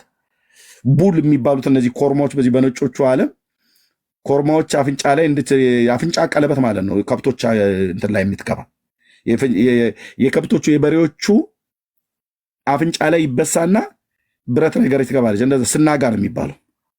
እንዲቆልምም ያለች ብረት ማለት ነው፣ ቀለበት የምትመስል። ከዛስ እግዚአብሔር ስናጋይም በአፍንጫው አደርጋለሁ። ቡል ሪንግ ነው የምትባለው። ኮርማዎች የሚጎተቱ በዛች ጋር ገመድ ያስራሉ። በቃ እንደፈለክ ነው የምትነዳው። አገር የሚያክለውን ቡል ማለት ነው። በዛች ጌታ ምን አለው? ሰናክሬምን እንደዛ አድርጌ ወዴት ልከዋለሁ? ወደ መጣበት ሀገር መልሰዋለሁ እንዳለው ማለት ነው። የዚያን ቀን በእስራኤል ላይ አንዱን ሰው እንደ ዳዊት ብርቱ የተባለውን ጦረኛ እንደ እግዚአብሔር መልአክ እንደ አምላክ ይሆናል አለ። ምን ለማድረግ? ጠላቶቻቸውን ለመግደል። እግዚአብሔር እስራኤል ውስጥ ያለውን ተዋጊ ይሄ በጣም አደገኛ የሆነ አየር ወለድ ነው ብለህ የምትለው አይዲኤፍ ውስጥ ያለውን በደህንነት ክፍል ውስጥ ያለ ሽምቤት ሞሳድ ውስጥ ያለ የዛን ቀን ማን አከሌ ካከሌ የሚባል የለም። ነፍስ ለማዳን ሁሉም ነው የሚታጠቀው። በዚያን ቀን ብርቱ የተባለውን እግዚአብሔር እዛ ሰውዬ ውስጥ የእግዚአብሔር መልአክ ያለውን ኃይል ያህል ሰውዬ ውስጥ ይጨምርበታል። ከዛ ሰውዬ ጋር ታግላ አታሸንፍም። አንደኛ ኪዳን አለ። እንደ ቅጠል ነው የሚረግፈው። የአሕዛብ መንግስታት መጥቶ በአንድ በእግዚአብሔር መልአክ ፊት እንዴት ብለህ ነው የምትቆመው?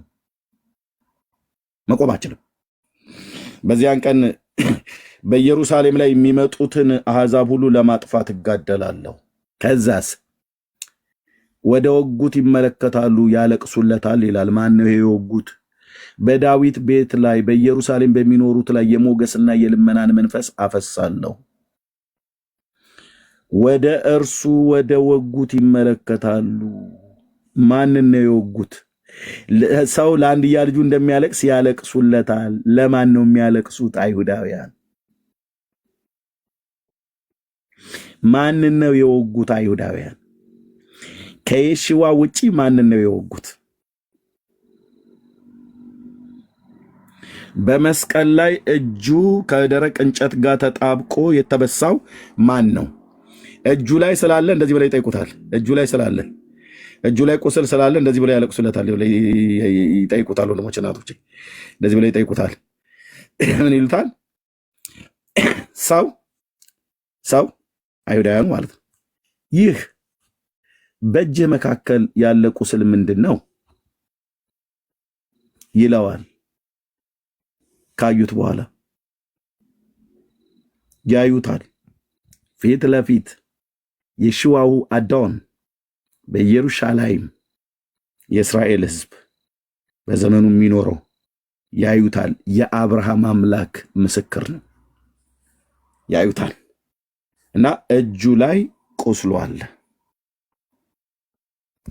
ከዛስ ይህ በእጅ መካከል ያለው ቁስል ምንድን ነው ይለዋል። እርሱም ሲመልስላቸው በወዳጆች ቤት የቆሰልኩት ቁስል ነው ይላል።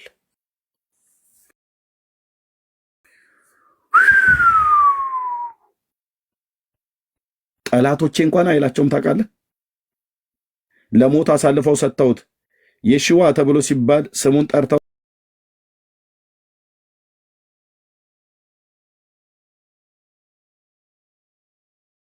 እንዴት እንደሚረግሙት እነሱ ያውቃሉ።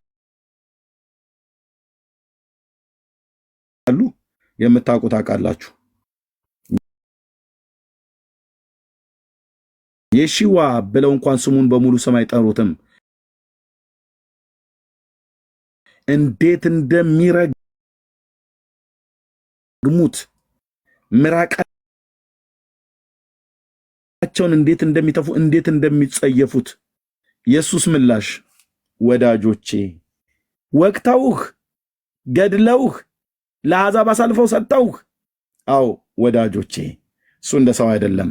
ሰው ብቻ አልነበረም አይደለምም፣ አምላክ ነው። ኤልጊቦር የተባለ አምላክ ነው።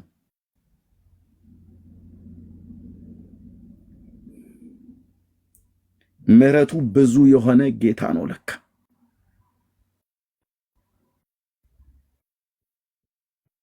ይቅርታው ብዙ የሆነ ጌታ ነው። ለካ የእስራኤል ነገር አልቆረጠለትም አልኩ። የሺዋ እንዴት እንደሚወዳቸው አልኩ ብራዘር። አሁን ጭምር አልቆረጠለትም ጌታ ኢየሱስ፣ አልጣላቸውም ጌታ ኢየሱስ። ዘራቸው አልተረሳም። ለዚህ እኮ ነው አየህ መልሶ የሰበሰባቸው በምድራቸው ላይ። አገር ጠፍቶ ህዝብ ተበትኖ ነው የቀረው። እስራኤል ግን 2000 ዓመት ተበትኖ ኖሮ ከ2000 ዓመት በኋላ ተመልሶ አገር እንዴት ይሆናል? ስንት አገሮች እኮ ተበትነው ቀርተዋል።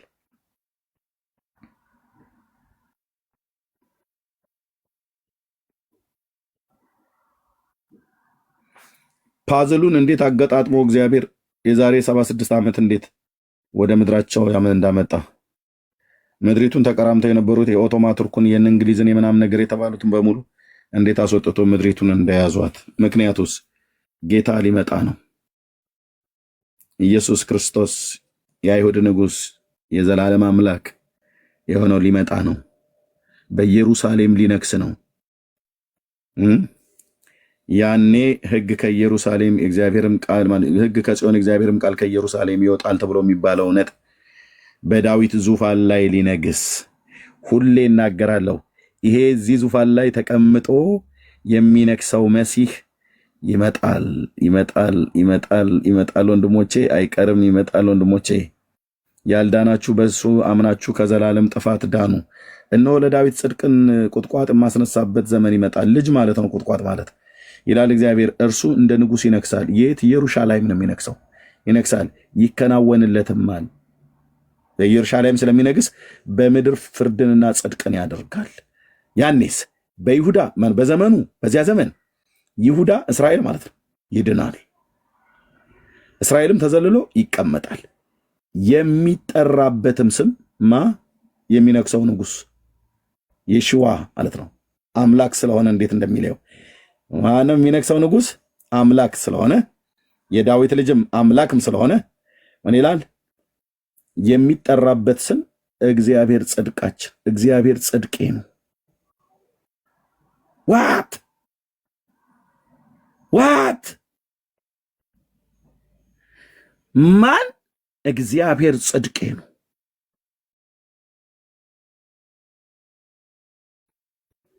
ዩድ ቫቭ የምትሉት ማለት ነው። ማን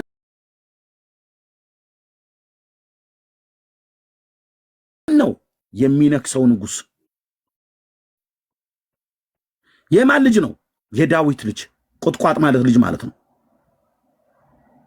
ምን ብለው ይጠሩታል? እግዚአብሔር ጽድቃችን።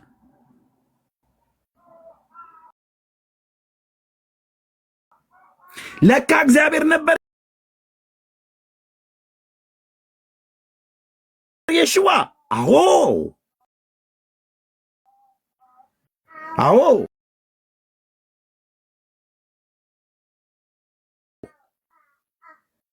በሰው ጆሮ ውስጥ እንደ አንጠቀጥቀው።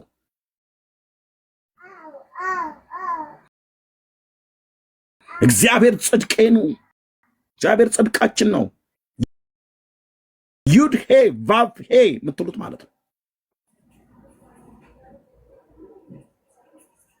ኤርምያስ መጽሐፍ ምዕራፍ 23 ቁጥር 5 እና 6 ነው ጥቅስ የምትሉ። ኤርምያው ማለት ነው ያልተፈጸመ ትንቢት፣ የሺዋ ሲመጣ የሚፈጸም ትንቢት። ዙፋኑን በኢየሩሳሌም ያደርጋል፣ ይነክሳል።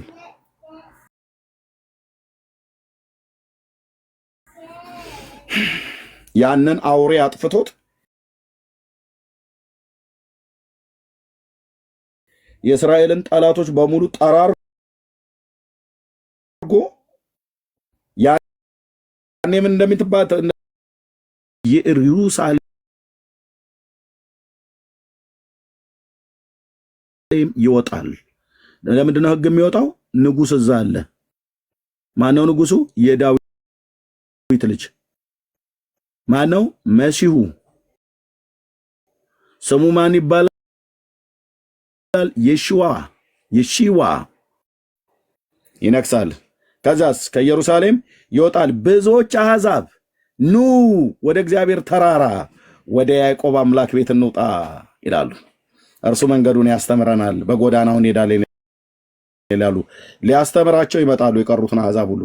ማነው አስተማሪው? ታላቁና የተፈራው ንጉሥ፣ የዘላለም ንጉሥ፣ የዳዊት ልጅ፣ ከብዙ ሺህ ዓመት በፊት ባሪያዎቹ ነቢያት ትንቢት የተናገሩለት፣ የዘመኑ ፍጻሜ በደረሰ ጊዜ ኢሳይያው እንደተናገረ ከድንግል ሴት ተወልዶ ዓለምን ሊያድን በቀራንዮ ኮረብታ ላይ በኃጢአተኞች እጅ በገዛ ወገኑ ተላልፎ የተሰጠ በ33 ዓመቱ በመስቀል ላይ ለኃጢአተኞች ምትክ ሊሆን የሞተ፣ ጥቂቶች የመሰከሩለት ነበረ። ጲላጦስ ፊት ቀርበው ስቀለው ስቀለው ብለው ሲጮሁ ጥቂቶች መስክረው ነበር። እውር አብርቷል፣ ዓይኔን ከፍቷል፣ ምን አጠፋ? ኧረ ደግ ሰው ነው፣ ከገሊላ ነው የወጣው፣ ልክ ነው፣ የኛ ወገን ነው ብሎ ያሉ ማለት ነው። ስለሱ ደግነት የመሰከሩ ሁሉ በሙሉ ድምፃቸው አልተሰማም እና በአመፀኞች እጅ አሳልፈው ሰጡት፣ ገደሉት፣ ተላልፎ ተሰጠ። ጲላጦስ የአይሁድ ንጉሥ የናዝሬቱ ኢየሱስ ብሎ መስቀሉ ላይ ጻፈ። አውርደው አሉት። አውርደው እኛ አላልንም፣ እሱ ነው ንጉሥ ብሎ ያለው አለ። ጲላጦስ ምን ቢል ጥሩ ነው? የአሕዛብ ንጉሥ የጻፍኩትን ጽፌአለሁ አለ። የኢየሱስ መስቀል ላይ የተጻፈው አመንዝራ፣ ሌባ፣ ወንበዴ የሚል አልነበረም። የአይሁድ ንጉሥ የናዝሬቱ ኢየሱስ። ጻፊው ማን ነው? የአሕዛብ ንጉሥ ሮማዊው ማን ነው? ሮማዊ ንዘር ያለው ጲላጦስ። አውርደው አሉት። አናወርድም አሉት። የአይሁድ ሽማግሌዎችና ካህናት አለቆች ማለት ነው ቀርበው እሱ ነው ንጉሥ ነኝ ብሎ ያለው፣ እኛ ንጉሳችን ነው ብላለን፣ እነሆ ንጉሳችሁ አላቸው።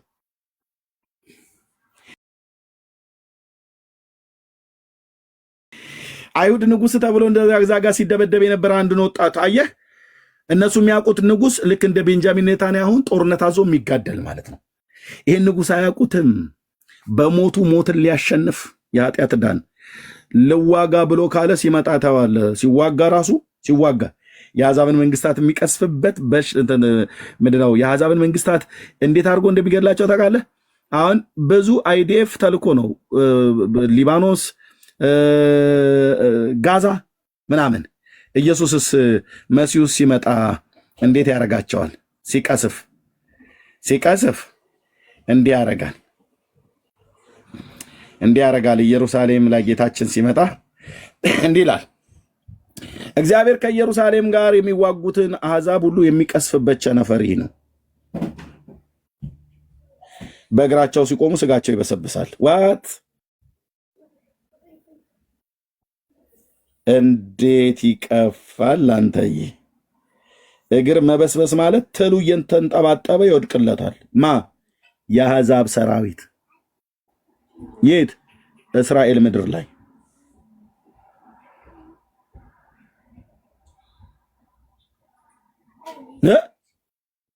በእግራቸው ሲቆሙ ስጋቸው ይበሰብሳል፣ ዓይናቸው በዓይናቸው ውስጥ ይበሰብሳሉ። ይተላል እኮ ማለት ነው መበስበስ ማለት። ከዓይናቸው ትል ነው የሚንጠባጠበው። እግራቸው፣ አጥንታቸው፣ ጅማታቸው ሁሉ ጭምር ሳይቀር ይተላል። መቅሰፍት ነው። ማላይ ነው እንደዚህ የሚያደርገው? ከኢየሩሳሌም ጋር የተዋጉትን አሕዛብ እዛ የተሰበሰበ ኢየሩሳሌም ከተማ ዙሪያ የተኮለኮለ ሁሉ ማለት ነው። አረባዊ በለው አፍሪካዊ በለው ዋቴቨር፣ ማንም ከቻይና ነው የመጣው፣ ከራሽያ ነው፣ እነዚህ ኢራናውያን ናቸው፣ እነዚህ ደግሞ አውሮፓውያን ናቸው። በሙሉ እኮ አልኩ፣ በሙሉ ወደ ትልነት ምላሳቸው ባፋቸው ውስጥ ይበሰብሳል። ለማንበብ ይዘገንናል ብራሰር፣ አይደለም ሆኖ በዚያን ቀን ከእግዚአብሔር ዘንድ ታላቅ ሽብር በእነርሱ ላይ ይሆናል። የተረፈው ሲያልበሰበሰ በኢዮሳፍጥ ዘመን እንደሆነው ይሆናል። እያንዳንዱ የባልንጀራውን እጅ ይዛል። ልክ በኢዮሳፍጥ ዘመን እንደዚህ ነው የሆነው። እጁን በባልንጀራው ላይ ያነሳል ማለት ኮሪያ፣ ሰሜን ኮሪያ ከራሽያ ጋር፣ ራሽያ ከቻይና ጋር፣ ቻይና ከኢራን ጋር፣ ኢራን ከእንትና ጋር እርስ በርስ ተቀረዳደው እርስ በርስ ተገዳድለው እንዲያልቁ እግዚአብሔር መቅሰፍት ያደርግባቸዋል። ይህን የሚያደርገው ማን ነው? የሺዋ በኢየሩሳሌም ዙሪያ ደግሞ የተሰበሰቡትን ሌሎቹን ከዓይኑ በሚወጣ እሳት ያጠፋቸዋል ይላል። ማ የሺዋ ማን ነው? አንድ ተራ ሰው አይደለም። አንድ ተራ ሰውዬ አይደለም። አይሁድ አወቀው አላወቀው የራሱ ጉዳይ። የእስራኤል አምላክ ራሱ ያህዌ ነው። ማ የሺዋ የብሉይ ኪዳን ነቢያት አምላኬ እያሉ እኮ ነው የጠሩት። ኤልጊቦር እያሉ እኮ ነው የጠሩት። ሻራ ሻሎም እያሉ እኮ ነው የጠሩት። የትኛው ጎረምሳ የትኛው ሽማግሌ ነው ሻራ ሻሎም ተብሎ የሚጠራ?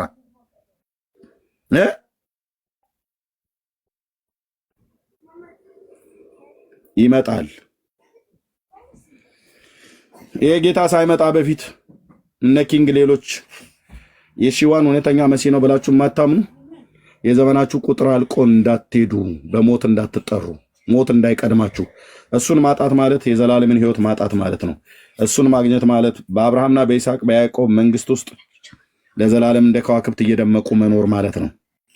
መንግስተ ሰማያት የሚባልና የገሃነም የቅጣት ስፍራ የሚባል አለ። ዳንኤል ሲናገር እኩሌቶቹ ለዘላለም ሕይወት፣ እኩሌቶቹ ወደ ዘላለም ፍርድ ይሄዳሉ ብሏል። ኦኬ። ስለዚህ እሱ በመምጣቱ ቀን እንዳታፍሩ፣ ሳይመጣም በፊት ሞት ቀድሟችሁ በሞት እንዳትወሰዱ፣ ከዘላለም ጥፋት ዳኑ። በእስራኤል መሲህ እናምናለን። በመጣው የዛሬ 2000 ዓመት በመጣው እናምናለን። ከዚህ በኋላ በመካከል ላይ የሚመጣውን አናምንም። እስራኤል የምትቀበለው በኢሳይያስ 28 ላይ ያለውን እሱን ለማጥፋት ግን ጌታችን ይገለጣል ራሱ። ያን ሰውዬ ያን የጥፋት ሰው እና አሕዛብን ሁሉ በሙሉ ያጠፋቸውና በኢየሩሳሌም ተራራ ላይ በምስራቅ በደብረ ዘይት ተራራ ላይ ይገለጣል። ያው እዚህ ነው የሚናገረው ማለት ነው። ደብረ ዘይት ማን ነው? ኢየሩሳሌም በምስራቁ በኩል ያለው ጌታ ሲገለጥ እንደዚህ ይሆናል። ያ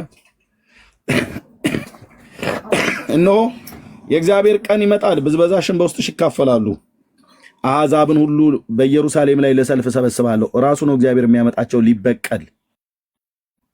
በትንቢተ ኢዮኤል መጽሐፍ ምዕራፍ 3 ላይ ይሄ ቃል አለ። ከተማይቱ ትያዛለች፣ ቤቶች ይበዘበዛሉ፣ ሴቶች ይነወራሉ። እኩሌቶቹ ማለት ነው። ይኸውልህ የከተማው እኩሌታ ለምርኮ ይወጣል።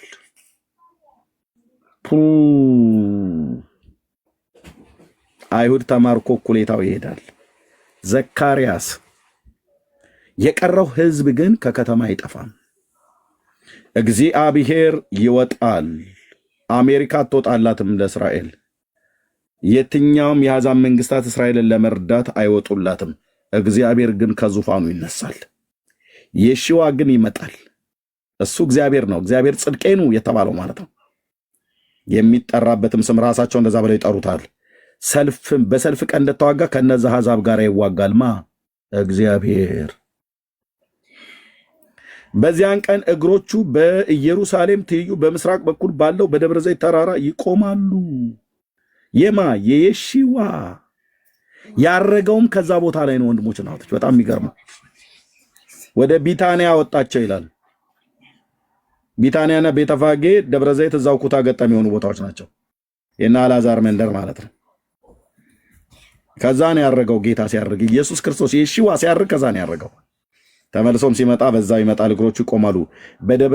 ደብረ ዘይትም ተራራው ማለት ነው በመካከል ወደ ምስራቅና ወደ ምዕራብ ይሰነጠቃል። ለሁለት ነው የሚከፈለው። ሊትራሊ ነው የሚሆነው ወንድሞች ናቶች፣ ዝም ብሎ ሌላ ትርጉም የለውም። ሊትራሊ ይሰነጠቃል፣ ተራራው ለሁለት ይሰነጠቃል። እጅግም ታላቅ ሸለቆ ይሆናል። የተራራው እኩሌታ እስከ ሰሜን እኩሌታውም ወደ ደቡብ ይርቃል። በምን ምክንያት ነው የሚሰነጠቀው? ትልቅ እርዝ ኩዌክ ነው የሚነሳው። ትልቅ እርዝ ኩዌክ።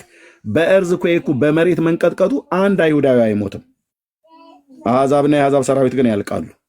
ሌላው ነቢያት የተናገረው የተራሮች ሸለቆች እስከ አጸድ ይደርሳልና በተራሮች ሸለቆ ትሸሻላችሁ፣ በተራራው በዛ በሚከፈለው ሸለቆ ውስጥ ትሸሻላችሁ አላቸው።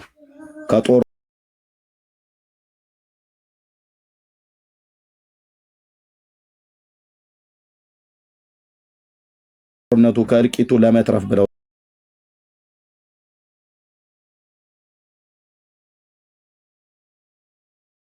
እዛ ሸለቆ ውስጥ ይገባሉ።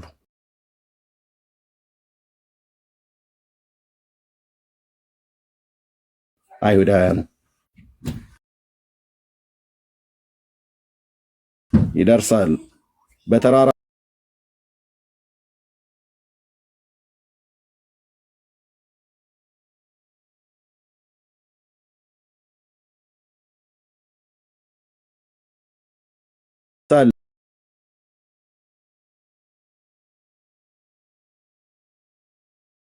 ያው የሺዋ ማለት ነው ይነክሳል።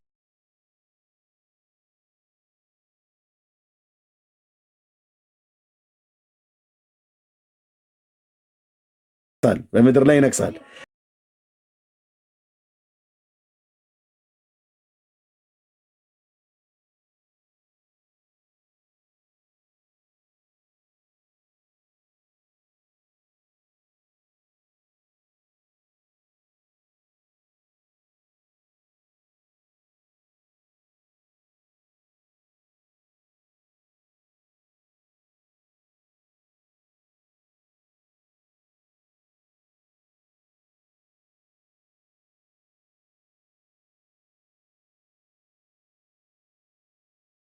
ከኢየሩሳሌም ሕዝቅኤል ከቤተ መቅደሱ ስር ነው የሚወጣው ይላል።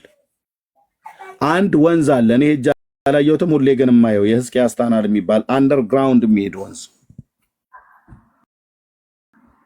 ሕዝቅያ ታናል ማለት ነው። እሱ ወንዝ መነሻው የት እንደሆነ መድረሻው የት እንደሆነ የአይሁድ ሳይንቲስቶችም ማንም አያውቅም። ሕዝቅያ ታናል ይሄ ወንዝ ማለት ነው። ይሄ ወንዝ ማለት ነው ወንድሞቼ፣ አንደርግራውንድ ነው ያለው፣ ማንም አያውቅም።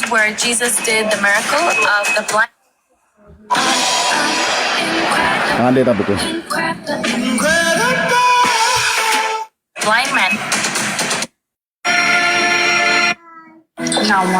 Yeah. We're gonna really where David lived. God is amazing for where's king.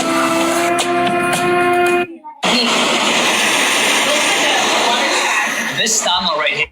ያላችሁ የዚህን ወንዝ መነሻውን ምንጩን መዳረሻውን ማንም የሚያውቅ የለም፣ ግን ይፈሳል ውስጥ ለውስጥ። ሕዝቅኤል ግን ነግሮናል፣ ዘካርያስ ግን ነግሮናል። የሕይወት ውሃ ከኢየሩሳሌም ይወጣል። ይሄ ውሃ ያኔ ትልቅ ወንዝ ሆኖ ግማሹ ወደ ምስራቁ ባህር ግማሹ ወደ ምዕራቡ ባህር ይገባል።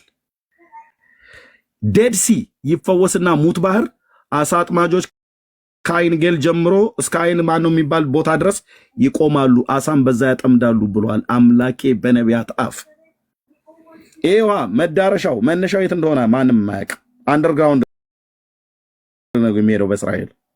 was done by Hezekiah. And what he did, he took two teams from two sides of the mountain and they started digging on two sides. And they actually met in the middle. The question is how? How did they do it 2,500 years ago? Well, at the top, they believe they had a team that helped them 2700 years ago ከ2700 ዓመት ጀምሮ ይሄ ወንዝ ይሄ ታናል አለ። ሕዝቅያስ ነው ያስቆፈረው። በኢሳይያስ ዘመን ነበር የነበረው የይሁዳው ንጉስ ሕዝቅያስ እና ንጉሱ ሲመጣ የሺዋ ሲመጣ በኢየሩሳሌም ላይ ሲነግስ ከመንገሱ በፊት ተራራው ላይ ሲረግጥ እግሮቹ ለሁለት ይሰነጠቃሉ። ታላቅ የህይወት ወንዝ ውሃም ራሱ ይወጣል ከኢየሩሳሌም ወደ ምስራቁና ወደ ምዕራቡ ባህር ይገባል። የምዕራቡ ባህር ሜዲትራኒያን፣ የምስራቁ ባህር ዴድ ሲ ሙት ባህር ማለት ነው። እና ጌታ ይመጣል። የሺዋ ማለት እውነተኛ የእስራኤል አምላክ ያህዌ ነው። ማን ያለው? ነቢያቱ ዘካርያስ፣ ዳንኤል፣ ሕዝቅያስ ማነው? ሕዝቅኤል፣ ኤርሚያስ፣ ኢሳይያስ። ማን ያልተናገረው ስለሱ አምላክነቱን አዳኝነቱን? ማን ያልተናገረው? ወንድሞቼ እናቶቼ፣ እስራኤል ለምንድን ነው ሚስ ያደረጉት? የእግዚአብሔርን ቃል ስለማያነቡ። በጣም የሚያሳዝነኝ ይሄ ነው፣ የሚያቃጥለኝ የአምላክን ቃል ስለማያነቡ። ቢያነቡት እኮ እጃቸው ላይ ያለ ቶራ የነቢያት ቃል በግልጽ የተጻፈ በማያሻማ መልክ ሕዝቅያ ታናል ብለህ ጻፈው። ሕዝቅያ ታናል የሕዝቅኤል ማን የሕዝቅያስ ታናል ብለህ ማለት በእንግሊዘኛው ሕዝቅያ ታናል ብላችሁ ጻፉ። ወንዙ ንጹህ ውሃ ነው። እዛው ምድር ውስጥ ምድርም ለምድር ነው የሚሄደው። መነሻውን አያውቁትም። ወንዙ ከየት እንደሚነሳ መጨረሻም የት እንደሚሄድ አይታወቅም። ሕዝቅኤል ግን ነግሮናል። ይቅርታ ጋር አሁን የምትለው ሁላ ትክክል ነው። ወደ 8 ነው ወደ 7 ጊዜ ይዞራል፣ ግን አይገኝም። መነሻው የሚገኘው መሲሁ ሲመጣ ነው። ሳይመጣ በፊት ሕዝቅኤል ተናግሯል። ኪንግ ሕዝቅኤል ትንቢት መጽሐፍ ላይ ኖ ሕዝቅኤል ትንቢት መጽሐፍ ላይ ልንገርህ፣ ውሃው ከቤተ መቅደስ ይወጣል ነው የሚልህ። አንደር ቤተ መቅደሱ ስር ነው ያለው። ሕዝቅኤል ተናግሯል ነብዩ እኮ። ይህንን ውሃው የሚያልፍበትን የቆፈረው ማን ነው? ሕዝቅኤል ማን ነው? ሕዝቅያስ የሚባለው ንጉስ የዛሬ 2700 ዓመት። ኦኬ፣ ዳዊት አልቆፈረውም። ታናሉን ሕዝቅያስ ነው የቆፈረው። ዳዊት በዛ በሱ ዘመን አልተቆፈረም። በሕዝቅያስና በዳዊት መካከል የስንት መቶ ዓመት ርቀት አለ? ዳዊት እስከ 970 ነው የቆየው። 30 ከዛ ብናነሳ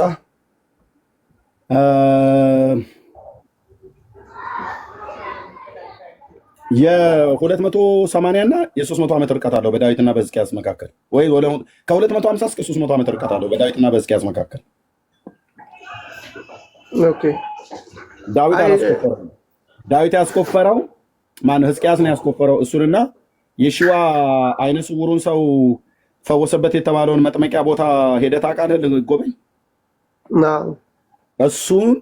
እሱም ቦታ ሕዝቅያስ ነው። ይህንንም ታናል ሕዝቅያስ ነው ያስቆፈረው። ሰሊሆም የተባለው እሱም ቦታ የሺዋ አይነ ስውሩን ሰው ማነው? ያን 38 ዓመት ሙሉ በደዌ ተይዞ የነበረውን ሰው የፈወሰበት የመጥመቂያ ስፍራ ሰሊሆም፣ እሱ ማለት ነው። ሕዝቅያስ ነው የቆፈረው። እሱ የንጉሱ መጥመቂያ ነበር። ንጉሱ በዘመኑ ልክ አሁን እንደ መዋኛ ገንዳ አለ አይደል? እንደ ምጥቤ እንደ ጠበል በቃ መጣሪያ ቦታ እንደ ጠበል ሳይሆን እሱ ያኔ ለመታጠቢያ ለመዝናኛ አይነት ነገር ነበር ያደረገው።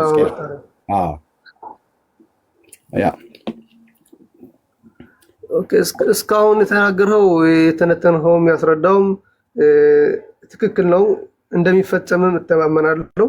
እኔ 100% ያልተቀበልኩበት ምክንያት ከመጀመሪያም የጠየኩት ዋናው መንስኤ ኢየሱስ ክርስቶስ መሲህ ከሆነ ለምንስ የሞቱት አልተነስተው አልታየም? መሲሁ ሲመጣና አብርሃም፣ ይስሐቅና ያዕቆብ ታይቷል እኮ ኪንግዬ። ይኸውልህ አዲስ ኪዳን መጽሐፍትን አንቀበልም ብላችሁ አላችሁ፣ አባቶቻችሁ አትቀበሉ ብለው ነገሯችሁ። አዲስ ኪዳን መጽሐፍት የተጻፈው በአሕዛብ አይደለም። አንድ የአሕዛብ ሰው ግሪካዊ የሆነ ሉቃስ ብቻ ለከበረ ቴዎፍሎስ ለተባለ ሰው የሉቃስን ወንጌል ከቃሉ አገልጋዮች ሰምቶ ቀጥታ ጽፎታል። የሐዋርያት ሥራን ጽፎታል። ሌሎቹ በሙሉ ግን የተጻፉት በአይሁዳውያን አባቶች ናቸው። ማቴዎስ የሚባል አይሁዳዊ ሰው እናንተ አትቀበሉ፣ ግን እውነተኛ የየሺዋ ደቀ መዝሙር የነበረ ማለት ነው፣ የዓይን ምስክር። ዮሐንስ የሚባል ለነግርህ ነው። እነሱ ጽፈዋል እኮ አልኩ፣ ሙታን እንደተነሱ። የሺዋ በመስቀል ላይ በተሰቀለበት በዚያን ቀን ዓርብ ቀን በመስቀል ላይ ሮማውያን አንጠልጥለውት ሁለት ሽፍቶች መካከል ሲሞት ነፍሱን በገዛ ስልጣኑ ሲሰጥ እነዛ ሁለቱ በግራና በቀኝ ያሉት ጭናቸው በመዶሻ ሲሰበር ወደ እሱ ጋር ግን ሲመጡ ሞቶ ነበር፣ ነፍሱን በገዛ ስልጣኑ ስለሰጠ። ከዛ ሮማዊ ወታደር ምን አለ? ይሄ እኮ በሮማውያን ታሪክ ሁሉ እኮ የተጻፈ፣ ሮማውያን እኮ ራሱ የማይክዱት እኮ ሐቅ ነው። ምን አለ? ይህ ሰው በእርግጥ ጻድቅ ነበር አለ። ማለት ምን ማለት ነው? በመዶሻ ጉልበቱ ሳይመታ ሞቷል። ማዕከል ላይ የተሰቀለው ጌታ ማለት ነው። ከዛስ ልክ እሱ በመስቀል ላይ ሲሞት የቤተ መቅደሱ መጋረጃ ያኔ ነው የተቀደደው።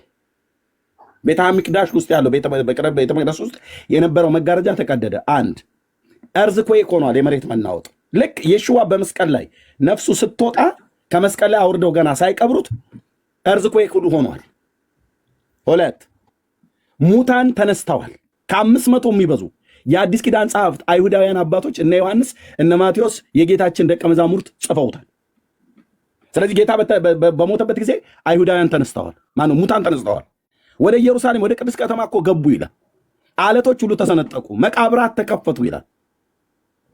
ይህንን እንዳታምኑት የራሳችሁ ወገኖች በሆኑት በነ ማቴዎስ በነ ዮሐንስ በነ ጴጥሮስ የተነገረውን የጌታ ደቀ መዛሙርት የጻፉትን አንቀበልም ብላችሁ አላችሁ። እንዳትቀበሉ ከለከሏችሁ እንጂ የሺዋ በሞተ ቀን እሱ ሲሞት ከ500 በላይ የሚሆኑ ሰዎች ከመቃብር ወጥተው ወደ ኢየሩሳሌም ከተማ ገብተዋል። በሁሉ ታይተዋል ግልጥ። ይህን ታሪክ ግን አይሁዳውያን እንዳይወጣ አድርገው አዳፈኑት። በአይሁዳውያኑ ዘንድ ቢወራም እንዳይታመን አድርገው እንኳን አይደለም የእነዚህ ሙታን መነሳት አይደለም፣ በአይሁዳውያኑ ዘንድ እኮ የሺዋ እኮ ከሙታን ተነሳ እኮ ተብሎ አይታመንም። ጠባቂዎች ሁሉ ሾመውበት መቃብሩ ላይ እና በኋላ ላይ ለመቃብሩ ጠባቂዎች በጎን ገንዘብ ሰጥተው አይሁዳውያኑ ሰረቁት ብላችሁ አስወሩ እኮ ተብሎ ሁሉ እኮ ተወርቷል። የውሸት ወሬ እስካሁን ድረስ ይወራል። የሺዋ እንኳን ከሙታን እንደተነሳ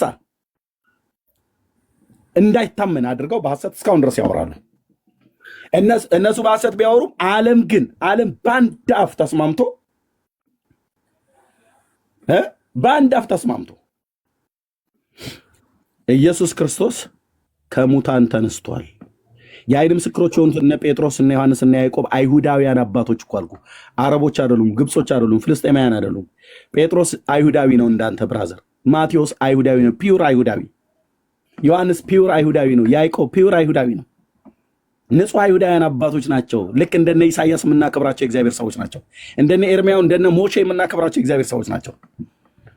እስራኤል ባያከብራቸው ሰማይ ያክብሯቸዋል። እነሱ የዓይን ምስክሮች ናቸው፣ ታማኞች የሆኑ ጻፉት ያዩትን። ከ500 የሚበልጡ ሙታን ከመቃብር ወጥተው ወደ ኢየሩሳሌም ከተማ ገቡ አለ። ስለዚህ መሲሁ ሲሞት ሙታን ተነስተው ነበር። አየህ። ኦኬ መጽሐፉንም የጻፉት እኮ ራባኒሞች ናቸው። ኪንግ የማን ነው መጽሐፉን የጻፉት? ራሳቸው ራባኒሞች አይደለ የጻፉት?